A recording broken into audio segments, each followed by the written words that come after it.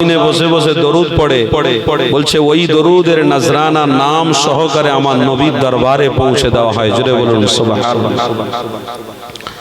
তারাই তো ভাগ্যবান, ইমানি মাহফিলে বসে রাসূলুল্লাহর ভালোবাসায় দরুদ শরীফ পড়লো, ওই দরুদের নজরানা নবীর দরবারে নাম সহকারে পৌঁছে দেওয়া হলো, তারাই ভাগ্যবান।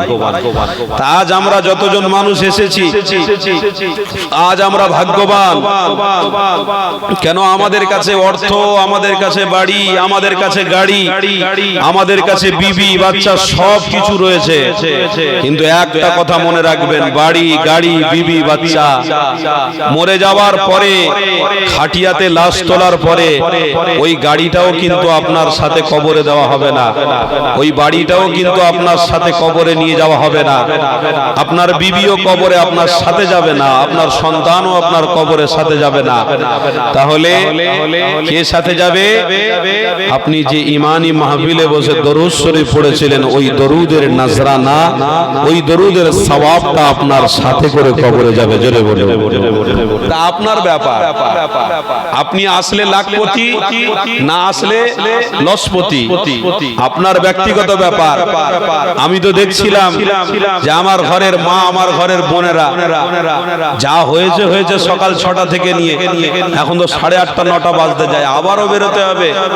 যাক, তোমরা যদি মনে করো যে জাহান্নামের গাড্ডায় যাবে তো তোমরা বারবার বের হও, আমার কোনো আপত্তি নেই। তবে যুদ্ধ নবী পাকের জামানা হয়েছে শয়তানের বিরুদ্ধে, আজও যুদ্ধ চলছে আর যুদ্ধ চলবে। বলুন ইনশাআল্লাহ। সে চায় 10টা জন ব্যক্তি হোক, আর 5 জন ব্যক্তি হোক, আর 50 জন হোক, আর 100 জন হোক, যুদ্ধ রাসূলুল্লাহ শয়তানের বিরুদ্ধে কাল চালিয়েছিল, আজও আমরা ইমানদার যুদ্ধ চালিয়ে যাব, এবং কিয়ামত আসার আগ পর্যন্ত রাসূলুল্লাহর পক্ষবাদী আমরা নিয়ে আল্লাহর জান্নাতে আমরা যাব। জোরে বলুন সুবহানাল্লাহ। তাই আজ আমরা এসেছি, আমাদের জন্য বিশাল একটা সৌভাগ্য, বিশাল একটা ভাগ্য আল্লাহ আমাদেরকে দান করেছেন, যে জীবিত অবস্থাতে ইমানি মাহফিল আমাদেরকে দান করেছে। তো সেই জন্য আজ আমরা বসেছি আমলে, ভালোবাসার সাথে মহব্বতের সাথে একটু দরুদ শরীফ পড়ি, যেন আমাদের দরুদের নজরানা আমার নবীর দরবারে নাম সহকারে পৌঁছে যায়। তাই ভ্রাতৃত্বের সাথে মহব্বতের সাথে দরদ দিয়ে আমরা যেন প্রত্যেকে দরুদ শরীফ পড়ি। দরুদ শরীফ আল্লাহুম্মা সাল্লি আলা সাইয়্যিদিনা মাওলানা ওয়া আলা আলি সাইয়্যিদিনা মাওলানা মুহাম্মদ সাল্লাল্লাহু আলাইহি ওয়াসাল্লাম। ও শহরে মোহাব্বত जहाँ मुस्तफा है, वही घर बनाने को दिल चाहता है, वही घर बनाने को दिल चाहता है। बोलूं ना सुभान अल्लाह। ओ सोने से कंकर, ओ चांदी से माटी, नजर में बसाने को दिल चाहता है, नजर में बसाने को दिल चाहता है।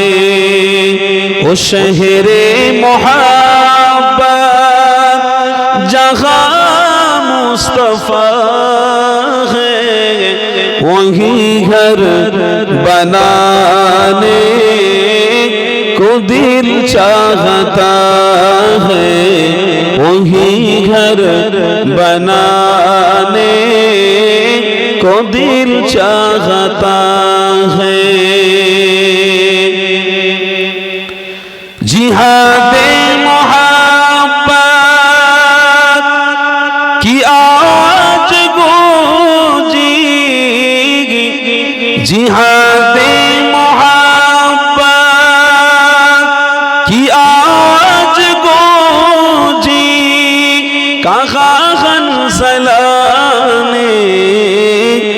दुल्हन से अपनी इजाजत अगर दो तो जाम शहादत लबों पे लगाने को दिल चाहता है।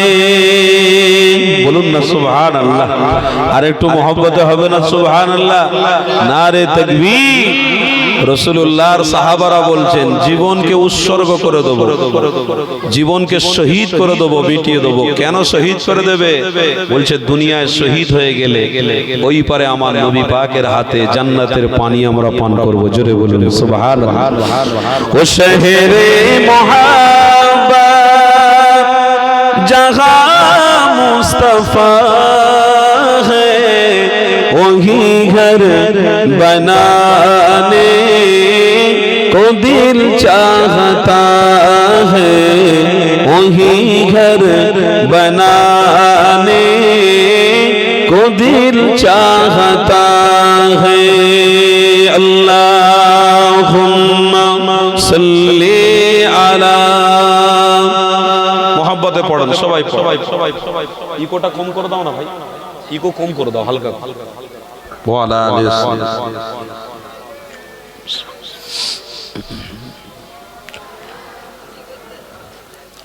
आमारे कण्ठे तुमी तुम्हारी बानी तुलेछो बुकेर देराजे तुमी কোরআনের ইস্তার দিয়েছো। এত ভালোবাসো কেন মালিক আমার, কি করে শুকর তার করি আদা। এত ভালোবাসো কেন মালিক আমায়, এত ভালোবাসো কেন মালিক আমায়। পৃথিবীর দিকে দিকে মজুদ নিদে কণ্ঠ আমার নামে তোমার গীতে। তৌফিক তোমার নিয়ামত বেশুমার, তৌফিক তোমার নিয়ামত বেশুমার। পেনুয়ে পড়ে মন সিজদা, এত ভালোবাসো কেন মালিক আমায়, এত ভালোবাসো কেন মালিক আমায়। আমার এই কণ্ঠে তুমি তোমারই বাণী তুলেছো, বুকের দেরাজে তুমি কোরআনের ইস্তার দিয়েছো। লা ইলাহা বেশটা কেটে দাও, বেশ 3-4 আছে মনে হয়, বেশ কাটো পুরো, মোটা আওয়াজ হচ্ছে। মোহাব্বতে জিগি লা ইলাহা, এই সাউন্ড গুলো কমাও তো ভাই, এটা খুব খারাপ লাগছে আমার। জোরে জোরে লা ইলাহা ইল্লাল্লাহ, লা ইলাহা ইল্লাল্লাহ, লা ইলাহা। পড়েন সবাই মোহাব্বতে লা ইলাহা ইল্লাল্লাহ, লা ইলাহা ইল্লাল্লাহ, লা ইলাহা ইল্লাল্লাহ মুহাম্মাদুর রাসূলুল্লাহ। হাসবি রাব্বি জাল্লাল্লাহ মা ফি কলবি গায়রুল্লাহ, নূর মুহাম্মদ সাল্লাল্লাহ। লা ইলাহা ইল্লাল্লাহ, লা ইলাহা ইল্লাল্লাহ, লা ইলাহা। চোখ বন্ধ করো সবাই, একটু আওয়াজ দিয়ে পড়েন তো, একটু জোরে জোরে আওয়াজ তোলেন মোহাব্বতে। মাশাআল্লাহ, জোরে জোরে লা ইলাহা ইল্লাল্লাহ, লা ইলাহা ইল্লাল্লাহ, লা ইলাহা, লা ইলাহা। পড়তে থাকেন পড়তে থাকেন, লা ইলাহা ইল্লাল্লাহ, লা ইলাহা ইল্লাল্লাহ। আল্লাহ লা ইলাহা ইল্লাল্লাহ মুহাম্মাদুর রাসূলুল্লাহ আল্লাহুম্মা সাল্লি আলা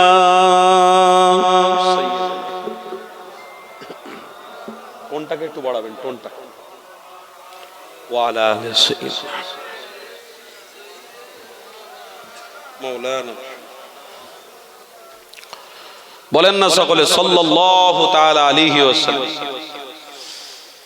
وقال الله تعالى في كلام المجيد والفرقان الحميد وكذبوا بآياتنا كذابا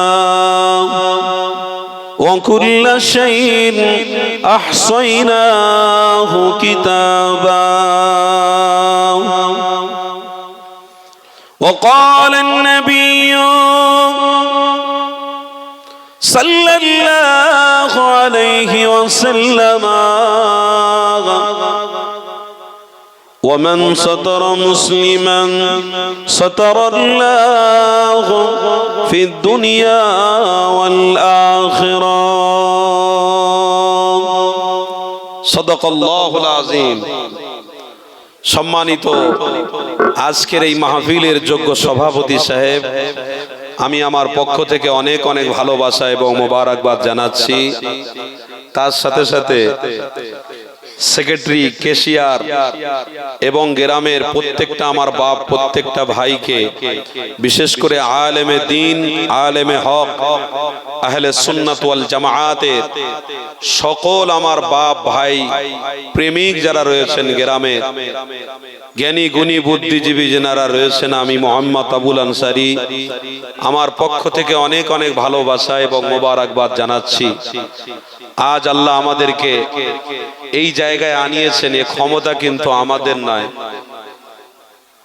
কার ক্ষমতা এই কথা বলেন কার ক্ষমতা কিন্তু ভাই পুরো ভারতবর্ষে আলহামদুলিল্লাহ 5টা রাজ্যে আমি মাহফিল করেছি কথা বুঝলেন এবং পুরো পশ্চিম বাংলায় ঘুরছি কিন্তু এই যে এলাকা এই এলাকায় ঈমানদারের সংখ্যাটা অনেক বেশি কিন্তু রাসূলুল্লাহর প্রেমিক যারা তাদের মধ্যে যে ভালোবাসাটা দরকার ছিল ওই ভালোবাসাটা একটু কম আছে কেন আল্লাহকে সাক্ষী রেখে বলছি পুরো পশ্চিম বাংলা ঘুরছি এবং রাজ্যের বাইরেও আমি 5টা জায়গায় জলসা করেছি কিছুদিনের মধ্যে আবার বাংলাদেশও সফর করতে হবে আবার আসামেও যেতে হবে কথা বুঝলেন কিন্তু এই যে গোলাবাড়ি এরিয়া কি গো তাই তো নাকি এই গ্রামের নামটা কি হ্যাঁ চক আমিনপুর এই চক আমিনপুর যে এলাকায় যুবকদের মাশাআল্লাহ যে উদ্দীপনা ভালোবাসা আলহামদুলিল্লাহ আল্লাহ কবুল করুন কিন্তু যেভাবে প্রকৃতপক্ষে যে ভালোবাসার দরকার ছিল ওই ভালোবাসা থেকে আমরা চক আমিনপুরের মানুষ অনেকটা পিছিয়ে কেন দেখুন একটা কথা আপনাদেরকে ক্লিয়ার করি যখন মানুষ সুখ পায় যখন মানুষ শান্তি পায় তখন কিন্তু প্রকৃতপক্ষে ইসলামের জন্য কিছু ত্যাগ করাকে আর পছন্দ করে না কারণ আমরা আজকের সুখী পরিবার হয়ে গেছি আমাদের কাছে খাবারের কোনো অভাব আছে বলেন খাবারের অভাব আছে গাড়ি আছে ভালো বাড়ি আছে তাহলে অসুবিধা আছে আর তো আগেকার মানুষদের মধ্যে চাষ ছিল আবাদ ছিল আগেকার মানুষদের মধ্যে চাকরিটা অনেকটাই কম ছিল কিন্তু এই যে ঈমানি মাহফিলগুলোর গুরুত্ব তেনারা এতই বুদ্ধি দিতেন যে আগে থেকেই হুজুর কেবলারা আসার জন্য তেনারা আগে থেকেই সরঞ্জাম তৈরি করে রাখতেন আগে থেকেই ঈমানি মাহফিলের জন্য একটা উদ্দীপনা একটা জক একটা শখ একটা মহব্বত তেনাদের ভিতরে কাজ করত তাই তেনারা মনে করতেন যে আমরা সারা সারা বছর খাটবো, সারা বছর সুস্থ থাকবো, অবশ্যই সুস্থ থাকবো, খাটবো, খাবো, ভালো থাকবো, কিন্তু এই ভালো থাকার মূলে কিন্তু আমার আল্লাহ ছাড়া পৃথিবীর কোনো মানুষের দ্বারায় আমাদেরকে সুস্থ রাখার মতন কোনো মন মানসিকতা কোনো মানুষের দ্বারাই হতে পারে না। কেন? আমরা সারা বছর খাটবো, সারা বছর সুস্থ থাকবো, তার জন্য আল্লাহকে মহব্বত করি, আল্লাহর রসুলকে ভালোবাসি, তো সেইখানে আমাদের দায়িত্ব হয়ে যায় কি যে আমাদের জন্য গ্রামে ঐতিহ্যবাহী ইমানি মাহফিল, আমাদের জন্য রাসূলুল্লাহর কথা শোনা, আল্লাহর কথা শোনা, এটা আমাদের ইমানি দায়িত্ব পড়ে যায়। বছরে একবার আমরা এটা যখন করব, ভক্তি সহকারে করব, শুধু অর্থ দিয়ে নয়, অর্থও দেব এবং জানও দেব, তার মানে শ্রম দেব, কষ্ট করব। আল্লাহর পবিত্র কোরআনের ভাষায় স্পষ্ট লেখা আছে, ইন্নাল্লাহা আশতারা মিনাল মুমিনিনা আনফুসাহুম ওয়া আমওয়ালাহুম বিআন্না লাহুমুল জান্নাহ। আমার আল্লাহ বলছেন, হাবিব আপনি তাদেরকে বলে দিন তারা ইমানি মাহফিলের জন্য অবশ্যই কষ্ট করুক, বা ইমানদার তারা দাবি করেছে, তার জন্য তাদের পরীক্ষা দিতে হবে। কি পরীক্ষা? দুটো জিনিস দিতে হবে, একটা হলো অর্থ, একটা হলো কষ্ট। একটা হলো অর্থ, একটা হলো ত্যাগ। তারা যদি এই দুটো দিতে পারে, আমি আল্লাহ তাদের জন্য জান্নাত তওফা হিসেবে দিয়ে দেবো। জোরে বলুন। তাহলে দুটো দিতে হবে। কটা? দুটো দিতে হবে।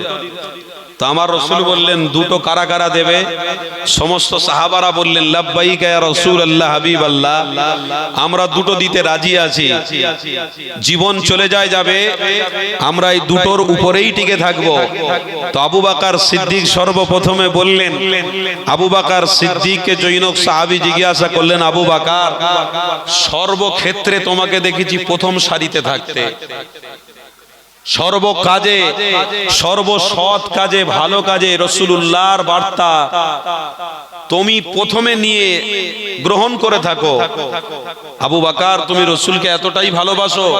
তো আবু বকর সিদ্দিক বলেছিলেন, সাহাবী তুমি রাসূলুল্লাহকে কতটা ভালোবাসো জানি না, আমি আবু বকর আমার রাসূলুল্লাহর চেহারাতে আমি জান্নাত খুঁজে পেয়ে গেছি। জোরে বলো। মজা তো তিনি পাবে, যিনি বাগদা চাষ করেছে, লাভ পেয়েছেন, তিনি মজা পাবেন। আর ওই মজার কথা যদি আপনার গ্রামের কোনো মানুষকে বলা হয় বা কোনো মানুষকে বোঝানো হয়, ও বলবে আমি ভাই অতটা মজা পাইনি। আপনি যে ব্যবসাটা করছেন, যে কাজটা করছেন, ওই ব্যবসার উপরে শ্রম দেওয়ার জন্য, কষ্ট করার জন্য আল্লাহ আপনাকে সাহায্য করেছে, আপনি কামিয়াবি হয়েছেন, মজা আপনি পেয়েছেন। অন্য কোনো মানুষ কিন্তু এই মজার উপলব্ধি পেতে পারবে না, অন্য কোনো মানুষ কিন্তু এই মজার স্বাদ পাবে না। আপনি মজা পেয়েছেন, আপনি স্বাদ পাবেন। তদরূপ যদি কোনো আল্লাহর বান্দা আল্লাহর ঘরে গিয়ে সেজদা দেয়, তো সেই বোঝে যে সেজদার কি মর্ম, সেজদা দিতে কি মজা, সেজদা দিলে যে কত ভালোবাসা, সেজদা দিলে যে মনের ভিতরে একটা আনন্দ। যে নামাজি ব্যক্তি সেই বুঝবে, যে বেনামাজি নয় সে বুঝবে না। যে ব্যক্তি মোহাম্মদ রসুলকে ভালোবেসে ইমানি মাহফিলে এসে উপস্থিত হয়, সেই ইমানি মাহফিলে বসে দরুদ শরীফ পড়ে, সেই বোঝে যে দরুদ শরীফ পড়ে আমি কতটা মজা পেয়েছি। সেই বুঝেছে যে আমি দরুদ পড়ে জিকির করে আমি কতটা মজা পেয়েছি, সেই বুঝবে। যারা মাহফিলে আসেনি এর স্বাদ কিন্তু তারা পেতে পারে না। তাই যুবক, আজকের দিনে এই সমস্ত মাহফিলের ইন্টারেস্ট গুলো আমরা হারিয়ে ফেলছি। তার মানে আমরা মজা আর এই মাহফিলে নিতে চাচ্ছি না। মজা কোথায় নিতে পাচ্ছি? মোবাইলে। মোবাইলে ওয়াজ শুনেছি, কোন হুজুর আসছে বলছে আবুল আনসারী হুজুর, ও চিনি, মোবাইলে ওয়াজ শুনেছি, ভালো ওয়াজ করে, খুব ভালো। কেউ কেউ বলে আবার ভালো, কেউ কেউ বলে আবার খারাপ। ও তিনি আসছে, মোবাইলে অনেক ওয়াজ শুনেছি, আবার কি ওয়াজ শুনবো? আমি একটা কথা আপনাদেরকে বলে দিই, যদি মোবাইলে ওয়াজ শুনে হেদায়েত হওয়া যেত, মোবাইলে ওয়াজ শুনে যদি হেদায়েত হওয়া যেত, তাহলে বাড়িতে নামাজ পড়লে হয়ে যেত, আর মসজিদের দরকার হতো না। এই কথা ঠিক না ভুল বলছি? বাড়িতে নামাজ পড়লে নামাজ হয়ে যেত, আর মসজিদে গিয়ে জামাতের সাথে নামাজ পড়লে নামাজ পড়ার কোনো দরকারও ছিল না, আর মসজিদের দরকারও ছিল না। তাই তো ইদানিং করে আমরা দেখতে পাচ্ছি কি, আমরা বাড়িকে ভালোবেসে ফেলেছি বলে, মোবাইলকে ভালোবেসে ফেলেছি বলে, মোবাইলে সময়টা বেশি দেওয়ার জন্য আমাদের থেকে মসজিদ হাতছাড়া হয়ে যাচ্ছে। মসজিদগুলো কি বললাম, হাতছাড়া হয়ে যাচ্ছে, চলে যাচ্ছে। শোনেননি আপনারা? দেখুন বাপ, প্রত্যেক দিন মাহফিল তো সেই জন্য আমরাও তো একটা মানুষ, তো এই মানুষ হিসেবে শারীরিক একটা ক্ষমতা আল্লাহ আমাদেরকে দেয়। যখন মাহফিলে উঠি তখন আল্লাহ ক্ষমতা দেয়, আরো ক্ষমতা বেড়ে যায় কখন, যে কোরআন আর হাদিসটাকে আমরা মোহাব্বত করে মাথায় করে নিয়ে আপনাদের কাছে দিতে এসেছি, সেই জায়গা যদি ফাঁকা হয়ে থাকে কিচ্ছু বলার মতো মন মানসিকতা থাকে না। কেন? আমরা বেদিন নয়, আমরা জাতি মুসলমান। আমরা জাতি মুসলমান হয়ে আমাদের অস্তিত্বের জায়গা যদি আমরা টিকিয়ে রাখতে না পারি, তাহলে আমরাই অপমানিত হব, আমরাই লাঞ্ছিত হব। আমরা জাতি মুসলমান, আমাদের এই মাহফিলটার গুরুত্ব অবশ্যই বোঝার দরকার আছে। যারা জাতি মুসলমান হয়নি, যারা গায়ের মুসলমান, যারা ইহুদি, যারা নাসারা, তো তারা এই ইমানি মাহফিল সম্পর্কে জানে, কিন্তু তারা প্রকাশ্য আসতে চায় না। তারা একটা জায়গায় গোপন রেখে দিয়েছে। কেন? তাদের ধর্ম তাদের সাথে, তাই তারা অতটা গুরুত্ব ইসলামকে দেয় না। কিন্তু আমরা সব ধর্মকে ভালোবাসি, কিন্তু আমার ধর্মের গুরুত্বটাও আমাদের দেওয়ার দরকার আছে না? এই কথা বলুন। আমাদের ধর্মের গুরুত্ব আমরা বুঝবো, তারা তাদের ধর্মের গুরুত্ব বুঝেছে। সে খ্রিস্টান হোক, ইহুদি হোক, আর নাসারা হোক, প্রত্যেকটা ধর্ম অবলম্বনকারী যারা, প্রত্যেকটা ধর্মে যারা বিশ্বাসী, তারা ধর্মকে বুকে করে আটকে ধরে রেখেছে। আর আমরা ধর্মের অনুসারী হয়ে, রাসূলুল্লাহর উম্মত হয়ে জন্মগ্রহণ করার পরে আমাদের জন্য এই মাহফিলগুলো করার পরে অপমান করা হচ্ছে। তাহলে আপনি বলুন, আমি মুসলমান ঘরে জন্ম হয়ে যদি ইমানি মাহফিলকে অপমান করে থাকি, তাহলে আমার ধর্মের ভিতরে থাকা গুরুত্বটা কি হলো? ধর্মের উপরে থাকা, ধর্মের ভিতরে থাকা আমার গুরুত্বটা কি বুঝে আসলো? হ্যাঁ, আপনি শিক্ষিত মানুষ, হ্যাঁ আপনি অনেক ওয়াজ শোনেন, অনেক মাহফিলে যান, আপনি বড় বড় হুজুরদের ওয়াজ শোনেন, আলহামদুলিল্লাহ, আমার কোনো আপত্তি নেই। প্রত্যেক হুজুরের ওয়াজ শুনুন, ওলামা হাজরাতদের সম্পর্কে ভালো মানসিকতা রাখুন, ওলামা হুজুরদের সাথে সম্পর্ক রাখুন, কোনো অসুবিধা নেই। কিন্তু এটা মনে করবেন, যেখানে আল্লাহ তার রসুলের কথা হবে ওই জায়গাতেই আমার যাওয়াটাই হলো ইমানি দায়িত্ব। আমি ওয়াজ শুনেছি তো কি হয়েছে?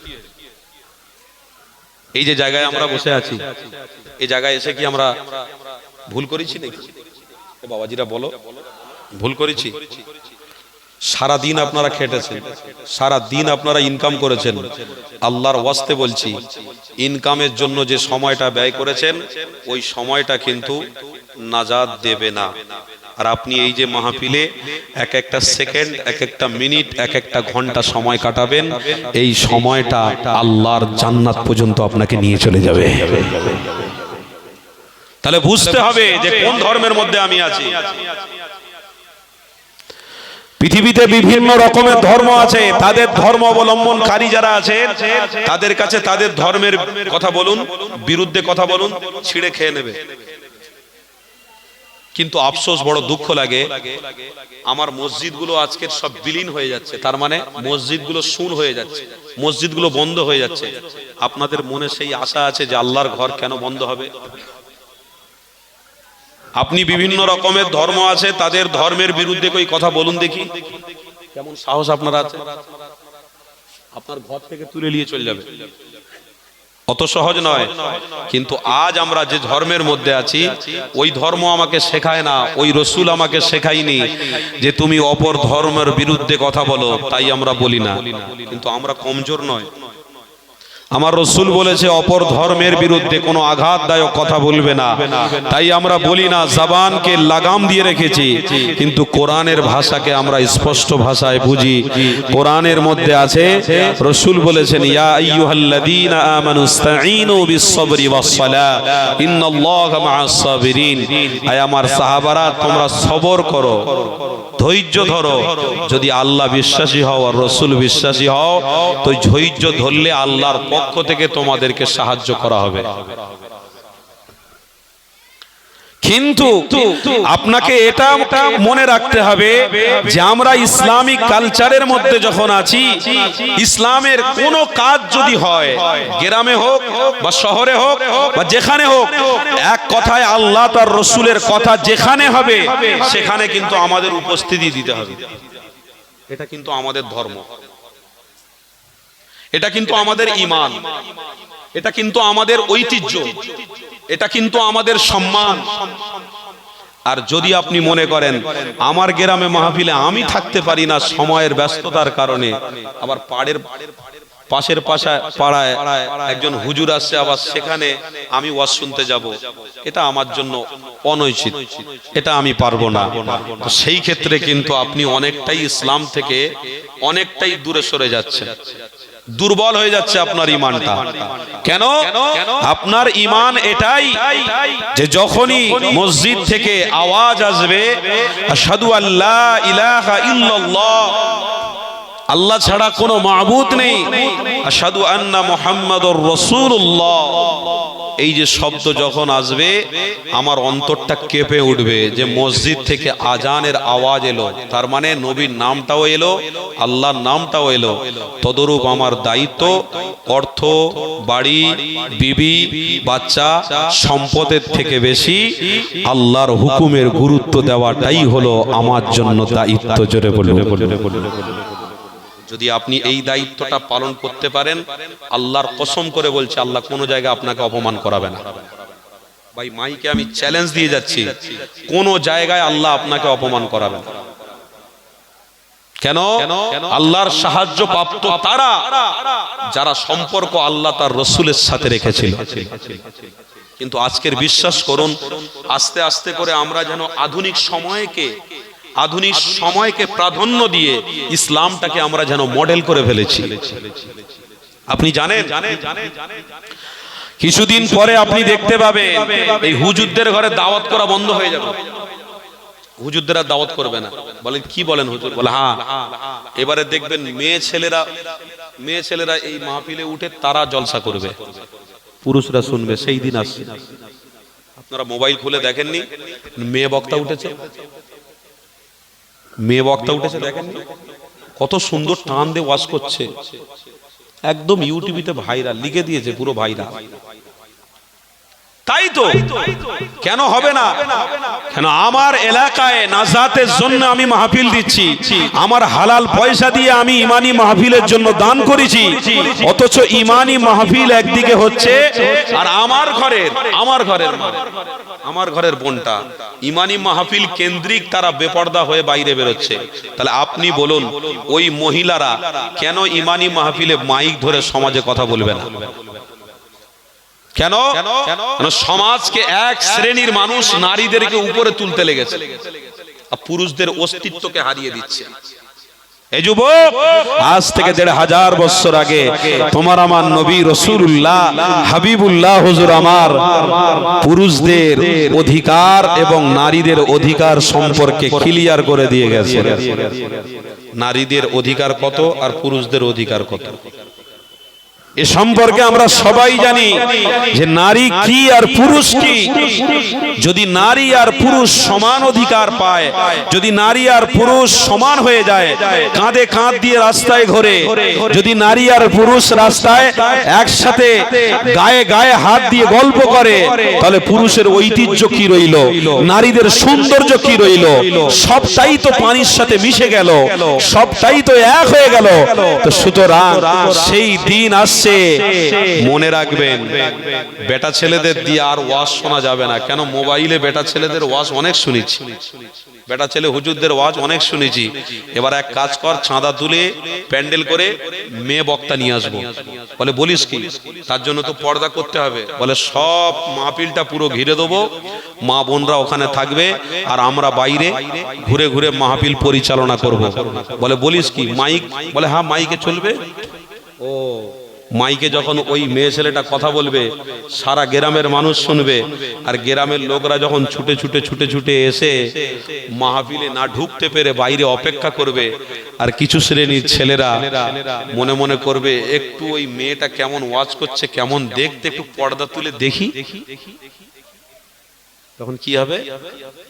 আপনার টাকাও যাবে আর কষ্টটাও যাবে। ওই জন্য আমরা অতিরিক্ত বাড়াবাড়ি করে ফেলছি। মনে রাখবেন, দিল্লির জমিনে 15টা মসজিদ বন্ধ হয়ে পড়ে আছে। কাদের কারণে? আমাদের ভুলের কারণে। কেন? আমরা যে ভুল রাস্তা ধরেছি, ওই ভুলের কারণে আমাদের ঐতিহ্য সম্মানটা মাটির সঙ্গে মিশিয়ে ফেলেছি।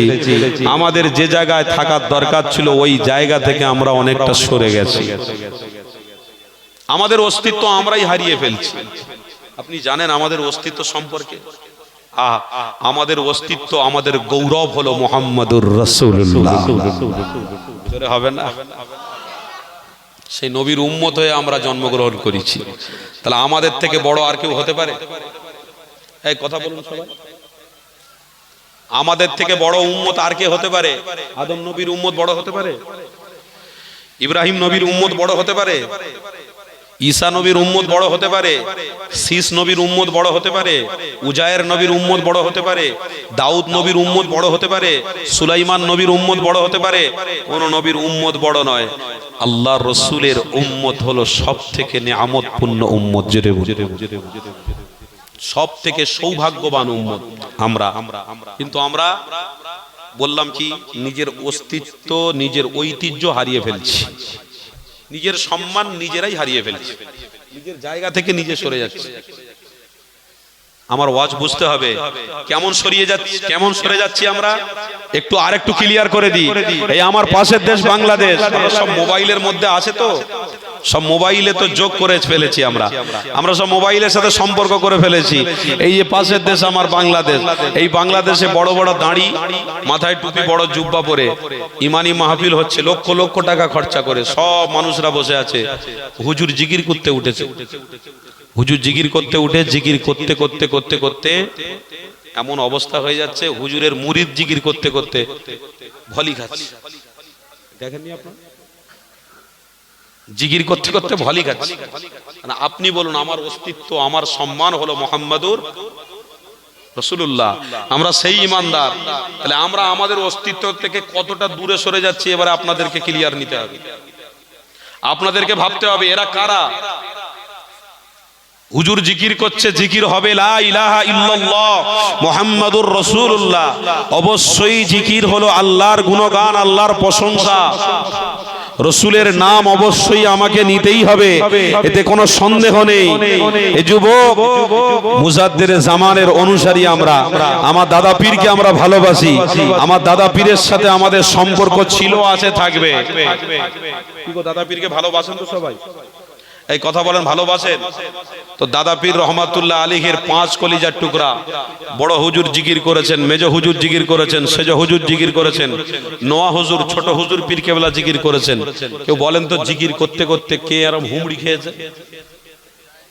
বলেন, কে ভলি খেয়েছে? বলেন। জিকির করতে করতে কিছু শ্রেণীর মানুষ, কিছু শ্রেণীর সতা বসে থাকতে থাকতে ছুটে এসে হুজুরের পা ধরতে জায়গায় পা না ধরে লুঙ্গি ধরে টানাটানি করছে। এবার হুজুর তো লুঙ্গি না খুলে যায়, ইজ্জত চলে যাবে যা অবস্থা। লুঙ্গিটা ধরে নিয়ে হুজুর বলছে, ছেড়ে দে মা, কেঁদে বাঁচি, পালাই আমি আগে। পরিস্থিতি খুবই খারাপ। তার মানে জিকির এমন হচ্ছে, জিকিরের তালে তালে এমন ভঙ্গিমা হচ্ছে যে ভঙ্গিমা শরিয়াতে একদম চলে না, সেই ভঙ্গিমা আজকের আমরা ডাইরেক্ট দেখতে পাচ্ছি। আল্লাহর ওয়াস্তে বলে যাচ্ছি, আমাদের ইসলামের মধ্যে ডিভাইড করে দেওয়ার জন্য সেই শয়তান ইহুদিরা চক্রান্তে লেগে পড়েছে। কালো রাসূলুল্লাহর বিরুদ্ধে চক্রান্ত করেছে, আজও তারা রাসূলুল্লাহর প্রেমিকদের বিরুদ্ধে চক্রান্ত করছে। হাত দুটো জড়ো করে বলে দিয়ে যাচ্ছি, যদি কবরে নাজাত পেতে চাও, সমস্ত চক্রান্তকে পায়ের সাথে মিশিয়ে দিয়ে আল্লাহ তার রসুলের প্রেমে মাহফিল ধরো। আল্লাহ চাইলে যদি আজকে রাত্রিরে তোমার মৃত্যু হয়ে যায়, আল্লাহ চাইলে এই মৃত্যুর ওসিলায় আল্লাহ তোমার কবরের আযাব মাফ করে তোমাকে জান্নাতি বানিয়ে দেবে। তাহলে আজ পরিস্থিতি আমরা সবকিছু মোবাইলের মধ্যে দেখতে পাচ্ছি। সোশ্যাল নেটওয়ার্কের যুগ, ডিজিটাল যুগ। ছোট ছোট বাচ্চারা, আমার ঘরের বাচ্চারা, তারা মোবাইল না হলে এখন চলছে না, দিতেই হবে মোবাইল। আর একটা কথা, আমরা যত কাজ করি আর যাই করি, মোবাইল না থাকলে কোনো কাজই হবে না এখন যে সময় পড়েছে। আর একটা কথা, এখানে যদি রাত্রিরে ঘুমিয়ে পড়ি, ঘুম থেকে উঠে কিন্তু মাথার কাছে আগে ছেলেকে খুঁজবো না, বউকে খুঁজবো না, আগে কিন্তু মোবাইল খুঁজবো। ঘুম থেকে উঠেই আগে মোবাইল খুঁজবো, এই মোবাইলটা করে কেন এত তাড়া কিসে? মোবাইলে একটা মেয়ের সঙ্গে কথা বলা বলি হয়, এটা তো মনে আছে। সারা রাত ঘুমিয়ে পড়েছিলেন, কি হলো না হলো, সকালে উঠে দেখি কটা মেসেজ করেছে। আজ ডিজিটাল ভারতবর্ষে বাস করছি আমরা, সোশ্যাল নেটওয়ার্কে আমরা বাস করছি। আজ আমাদের কাছে ডাব্বা ঘোরাঘুরি করছে, ডাব্বার নাম হলো মোবাইল। শয়তানের ভাইরা ভাই, যে ডাব্বা আমাদের কাছে আছে, এই ডাব্বা ঘুম থেকে উঠে আগে খুঁজতে হবে। কেন? আমি যে অন্যায় কাজ করছি, আমি যে খারাপ কাজ করছি, যদি মোবাইল ডিসমিস হয়ে যায়, তাহলে আমার নামে ভরি ভরি ভরি ভরি কেস হয়ে যাবে। আমি যে অন্যায় রাস্তায় আছি তার প্রমাণ হলো মোবাইল। তাহলে আমার চরিত্র মোবাইল, আমার আখলাক মোবাইল, আমার বেঁচে থাকা মোবাইল, আমার রুজি মোবাইল, আমার সবকিছু মোবাইল। এ যুবক, আজ থেকে ১৫০০ বছর আগে মোবাইল তো ছিল না, কিন্তু আমার রাসূলুল্লাহর সাহাবাদের দিকে লক্ষ্য করতে হবে। সাহাবায়ে কেরাম, তাবে তাবেঈন, সিদ্দিকিন, সুহাদা, সালিহিন, খোলাফায়ে রাশিদিন গণদের কাছে মোবাইল ছিল না। আজ থেকে কিছুদিন পূর্বে মোবাইল ছিল না, কিন্তু আমার বাপ আমার মায়েদের কাছে রাসূলুল্লাহর প্রেমটা ছিল। ঘুম থেকে উঠে আগে তারা দুনিয়ার কোন জিনিসের কথা ভাবতো না, আগে তারা এটাই ভাবতো কি আল্লাহ ঘুম দিয়েছিলেন, উঠে আল্লাহুম্মা লাকাল হামদু ওয়া লাকাশ শুকর, আল্লাহুম্মা লাকাল হামদু ওয়া লাকাশ শুকর, আল্লাহর শুকরিয়া আদায় করে ফজরের নামাজের জন্য মসজিদে চলে যেত। আর আজকে ছেলেরা আগে ঘুম থেকে উঠেই মোবাইল। তার মানে পুরো চেঞ্জ হয়ে গেছে। তবে শুনে রাখুন, মানুষ যদি চেঞ্জ হয়ে যায়, তো আমার আল্লাহও চেঞ্জ করে দেবে সব। আল্লাহ পরিবর্তন করতে পারে না? পারে না? পারে না? পারে না? যতজন আছেন অন্তত আমলে বসেছেন, একটু কথা বলেন। আল্লাহ অবশ্যই পারে। কেন? এই জমিন আমার বাপ কেলেন নয়, এই আসমান আমার বাপের তৈরি করা নয়, কোন সায়েন্সের তৈরি করা নয়, এই পৃথিবী কোন পৃথিবীর কোন বড় লোকের তৈরি করা নয়, কোন ডাক্তার, ইঞ্জিনিয়ার, প্রফেসর, মাস্টারের তৈরি করা নয়। এই পৃথিবীর মালিক একমাত্র আল্লাহ। আমার রাসূল আজ থেকে ১৫০০ বছর শুধু নয়, বছর বছর বছর হাজার হাজার বছর আগে সর্বপ্রথমে আদম নবী বলে গেছেন যে দুনিয়া কি, এই দুনিয়া আমার জন্য অবশ্যই ছায়া হয়ে আছে। আমরা দুনিয়ায় থাকবো, খাবো, আল্লাহর দেওয়া নিয়ামত নিয়ে ভোগ করব, কিন্তু বান্দা একটা কথা চিন্তা করে রেখো, ওয়াসিআ কুরসিয়ুহুস সামাওয়াতি ওয়াল আরদ ওয়ালা ইয়াউদুহু হিফযুহুমা ওয়া হুয়াল আলিয়্যুল আযীম। আরশ, কুরসি, রাত দিন সবকিছু আমার আল্লাহর দেওয়া। জোরে বলে, এটা বিশ্বাস আছে না? আল্লাহকে সাক্ষী রেখে বলছি, এটার যদি বিশ্বাস হয় তো আজ থেকে প্রত্যেকে নিয়ত করুন, নিয়ত করুন, আল্লাহকে সাক্ষী রেখে বলছি, নিয়ত করুন, বিশ্বাস করুন, মৃত্যুর সময় আল্লাহর হাবিবের সাথে আপনার দিদার আল্লাহ দিয়ে দেবে। কেন পৃথিবীতে কত এসেছে আর তোমার আমার মতো কত সব বাহাদুরি দেখিয়ে চলে গেছে, বুঝলেন না? রক্তের গরমে আমরা কত বাহাদুরি দেখাচ্ছি, মনে মনে করছি খুব হচ্ছে, খুব হচ্ছে। আরে আবু জাহালের কাছে তুমি কিছুই নয়, সাদ্দাদের কাছে তুমি কিছুই নয়, নমরুদের কাছে তুমি কিছুই নয়। হে যুবক, তাদের কাছে যে অর্থ ছিল, পাওয়ার ছিল, ক্ষমতা ছিল, তাদের কাছে আমরা কিছুই নয়। আবু জাহাল মনে করলে অনেক কিছু করতে পারত, নমরুদ মনে করলে অনেক কিছু করতে পারত, ফেরাউন মনে করলে অনেক কিছু করতে পারত, কিন্তু লাঠি ঘোরাবার আগে দম শেষ হয়ে গেছে। লাঠি ঘোরাবার আগে দম শেষ। অত সহজ বললেই হয়ে গেল শুধু লাঠি ঘোরাবে। এখন ইদানিং করে আমরা শুনতে পাচ্ছি সম্পত্তি নিয়ে নেবে। কোন সম্পত্তি? আমার বাপ চাচারা যে আল্লাহর ঘরে দান করে গেছে, সেই জায়গায় মসজিদ হয়েছে, বলছে মসজিদ নিয়ে নেবে, মাদ্রাসা নিয়ে নেবে, কবরস্থান নিয়ে নেবে। ও ভাই, আমি মুসলমান হয়ে দায়িত্ব নিয়ে বলছি, আমরা সব দিয়ে দেবো, তুমি নিয়ে নাও, কিন্তু ভোগ করতে পারবে? নিয়ে এটা কি করবে বলো? তুমি যখন মরে যাবে সাদা কাফন তোমাকে জড়িয়ে দেবে, তুমি যেই হওয়ার যাই হও, তোমাকে কোট দেবে না, শার্ট দেবে না, মোবাইল দেবে না, টাকা বান্ডিল বান্ডিল ঢুকিয়ে দেবে না। তুমি যেই হওয়ার যাই হও, তোমাকে শুধু সাদা কাফনটা পরিয়ে দেবে। আর তুমি যে ধর্মের হও না কেন, ওই সাদা কাফন পরিয়েই তোমাকে তোমার ধর্মের লোকেরা যা ইচ্ছা তাই করবে। আমার ধর্মে আমি যা কবরের মধ্যে দাফন করা হয়, তুমি তোমার ধর্মকে মানো, তোমার ধর্মে যেটা করা হয়, তোমার ধর্মের যেটা নীতি আছে সেটা হয়, তার ধর্মের যে নীতি আছে সেটা করবে। কিন্তু যে ব্যক্তিরা বলে যে মসজিদ আমরা নিয়ে নেব, মাদ্রাসা আমরা নিয়ে নেব, কবরস্থান আমরা নিয়ে নেব, আমি বলছি নিয়ে নাও, মুসলমানরা দিয়ে দেবে। কেন? মুসলমান জন্ম হওয়ার পরে এটাই বলেছে যে এসেছি খালি হাতে যাব, খালি হাতে, কিন্তু এসেছি আল্লাহর দয়াতে, আর যাওয়ার সময় নবীর দিদার নিয়ে মরে যাব। জোরে বলো, এসেছি আল্লাহর দয়াতে আর যাব নবীর দিদার পেতে পেতে। এটাই আমরা ইমানদার, আমাদের আশা। আমার বাড়ির আশাও আমি করি না, আমার গাড়ির আশাও করি না, আমার ছেলের আশাও করিনি, আর আমার বউয়ের আশাও করিনি। কারোর আশার দরকার নেই। জমি জায়গা আমরা জানি আছে, ছিল, তার জায়গা মতো পড়ে থাকবে। কেন? জমির মালিকানা আমি নয়, জমির মালিকানা হলো আল্লাহ। একটু মহব্বতে হবে না? কবরস্থান নিয়ে নেবে, মসজিদ নিয়ে নেবে, মাদ্রাসা নিয়ে নেবে, নিয়ে নাও। সবে তো চুল পাকা শুরু হয়েছে তোমার, তুমি বলছে নেবে, বাঁচবে তুমি কতদিন? তারপরে তো এবার বুড়ো হয়ে যাবে, লাঠি ধরে ফেলবে। কি গো, কথা আমার খারাপ নিচ্ছেন নাকি? আমি বোঝানোর জন্য বলছি, আপনারা একটু বোঝার চেষ্টা করুন। কেন? তার থেকে আমাদের একটা শিক্ষা রয়েছে, কি যে আমাদের কাছ থেকে মানে আমরা যেখানে নামাজ পড়ি ওটা ইমানি দায়িত্ব, আল্লাহর ঘর আমরা ভালোবাসি বেশাক, কিন্তু যদি নিয়ে নেয় আমাদের কোনো যায় আসে না। পৃথিবীতে আল্লাহ অনেক জমি দিয়েছে, যেখানে ইচ্ছা সেখানে দাঁড়িয়ে নামাজ পড়ে নেব। বলছো কবরস্থান নিয়ে নেবে, কোনো অসুবিধে নেই।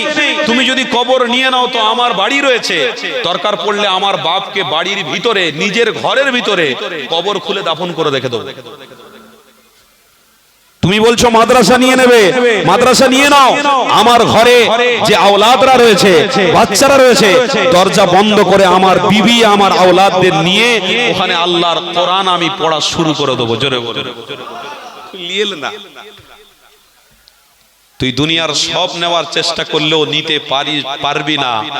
তদরূপ যে ইমানদারের ভিতরে ঈমান আছে, ঈমানকে তোরা কোনোদিন ছিনিয়ে নিতে পারবি না, কোরআনকে তোরা কোনোদিন ছিনিয়ে নিতে পারবে না, নবীকে তোরা কোনোদিন ছিনিয়ে নিতে পারবি না। কেন?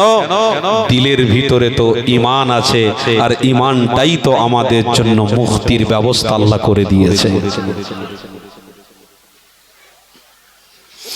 তাই তো আমার বাপেদি জানিয়ে দিই, আজ থেকে 1000 বছর আগে তোমাকে আমাকে মুহাম্মদ রাসূলুল্লাহ কি সিস্টেম জানিয়ে দিয়েছে। এ যুবকেরা, তরুণীরা, আমার রাসূলুল্লাহ আজ থেকে 1000 বছর আগে এই পৃথিবীর জমিনে অবশ্যই আমার আল্লাহ দেওয়া নিয়ামত ভালোভাবে তোমার আমার জন্য বুঝিয়ে দিয়ে গেছে। এই দুনিয়া জমিন তোমার আমার নয়, এই দুনিয়া জমিন চিরজীবন বাঁচার জন্য নয়। কেন নবী আমার জানিয়ে দিয়েছিলেন, এ পৃথিবীর মানুষেরা, দুনিয়া ফাইন্নাহা লাইসা বিদারি মাকাম ওয়ালা তাতমাউ ফি দুনিয়া ওয়ালাউ খালাতু মানফাআ বিন ওয়াসগু ইলাল্লাহ। আমার নবী পাক জানাতে লেগেছে, এ দুনিয়ার মানুষরে, এই দুনিয়া জমিনে চিরজীবন বাঁচবি না। আজ আছি কাল বাঁচবি না, আজ আছো কাল তুমি থাকবে না। এই দুনিয়া জমিনে তোমার অস্তিত্ব চলে যাবে, তোমার অর্থে তোমাকে বাঁচাতে পারবে না। পৃথিবীর কোনো জিনিস তোমায় আমায় রক্ষা করতে পারবে না। এ দুনিয়ার মানুষেরা, আজ থেকে 1000 বছর আগে তোমার আমার নবী জানিয়ে দিয়েছে। এ যুবক শুনে রেখে দাও, আমার রাসূলুল্লাহ বলতে লেগেছে, অবশ্যই নাজাত মুক্তি পেতে গেলে আমি মুহাম্মদ রাসূলুল্লাহ আমাকে যদি ভালোবাসো, যে রাস্তা আল্লাহ পাক আমাকে দেখাতে বলেছে, ওই রাস্তা আমি দেখিয়েছি, ওই রাস্তা যদি মজবুত করে ধরতে পারো, ইনশাআল্লাহ আমি রাসূলুল্লাহ তোমাদের জন্য জামিনদার হয়ে যাব। আরো জোরে বলুন, আমি তোমাদের সামনে দাঁড়িয়ে যাব, কোনো টেনশন নেই। পৃথিবীর জমিনে এমন একটা মানুষের সাথে আপনার সম্পর্ক, যে মানুষটা বড় মানুষের সাথে সম্পর্ক রেখেছে, তার মানে ওই মানুষটা রাস্তা দিয়ে গেলে পিছনে পুলিশের ভ্যান, সামনে পুলিশের ভ্যান, সিকিউরিটি গার্ড দিয়ে নিয়ে যায়, ওই মানুষটার সাথে আপনার সম্পর্ক। আপনি ওই বন্ধুটার সাথে ওই মানুষটার কাছে সব সময় যাচ্ছেন। আপনি একদিন গেলেন না, আপনার বন্ধুকে পাঠিয়ে দেওয়া হলো যে যাও ওই মানুষটার কাছে এই বার্তাটা নিয়ে পৌঁছে দাও। যাওয়ার সাথে সাথে ওই বড় লোকটা কিন্তু আপনাকে চিনতে পেরে যাবে। কেন? আপনি আপনার বন্ধুর সঙ্গে তার কাছে আসতেন, চিনতে অবশ্যই পারবে। এ যুবক বোঝানোর জন্য বলছি। তো পৃথিবীর জমিনে কোনো মানুষের সাথে বন্ধুত্ব করে, যদি কোনো মানুষের সাথে মহব্বত রেখে যদি আমি একটা জায়গায় গিয়ে সম্মান পেতে পারি, তাহলে পৃথিবীর জমিনে এটা যদি হতে পারে, তো দুনিয়ার জমিন থেকে যখন আমরা চলে যাব, আল্লাহর রসুলকে ভালোবেসে যদি মরতে পারি, আল্লাহর জান্নাতে যাওয়ার জন্য রসুলই যথেষ্ট হবে না? হবে না? রসুলকে ভালোবেসেছো, রসুলই তোমার জন্য যথেষ্ট। রাস্তা পুরো ক্লিয়ার। কেন? তুমি রাসূলুল্লাহর প্রকৃত পক্ষে উম্মত। রাসূলুল্লাহ তোমাকে ভালোবাসে, তুমি রাসূলকে ভালোবাসো। এ নওজওয়ানেরা, আমার আব্বা জানেন, আম্মা জানেরা, আসো আমার হাবিবের প্রেমিকদের ঘরে জানিয়ে দিই, আল্লাহ নবীকে অবশ্যই ভালোবাসতে হবে। আমার নবী ছাড়া তোমার আমার জীবন চলবে না। আল্লাহ নবী দেখানো রাস্তা আমাকে আপনাকে মজবুত করে ধরে থাকতে হবে। এই দুনিয়া জমিনে মুহাম্মদ রাসূলুল্লাহ ছাড়া তোমার আমার অস্তিত্ব থাকবে না। কেন? পৃথিবীর কোনো মানুষ তোমার আমার অস্তিত্ব দিতে পারে না। এরা জওয়ান তরুণীরা, আমার হাবিবুল্লাহ আজ থেকে 1000 বছর আগে তোমাদেরকে মেসেজ দিয়ে গেছে, এ দুনিয়ার মানুষের, আমি রাসূলুল্লাহ তোমাদের মেসেজ দিয়ে গেলাম, আল্লাহ পাককে মহব্বত করো, রাসূলুল্লাহ দেখানো রাস্তায় মজবুত করে থাকো, ইনশাআল্লাহ কামিয়াবি হবে। পৃথিবীর মানুষরা তোমরা সাবধান, সতর্ক হয়ে যাও।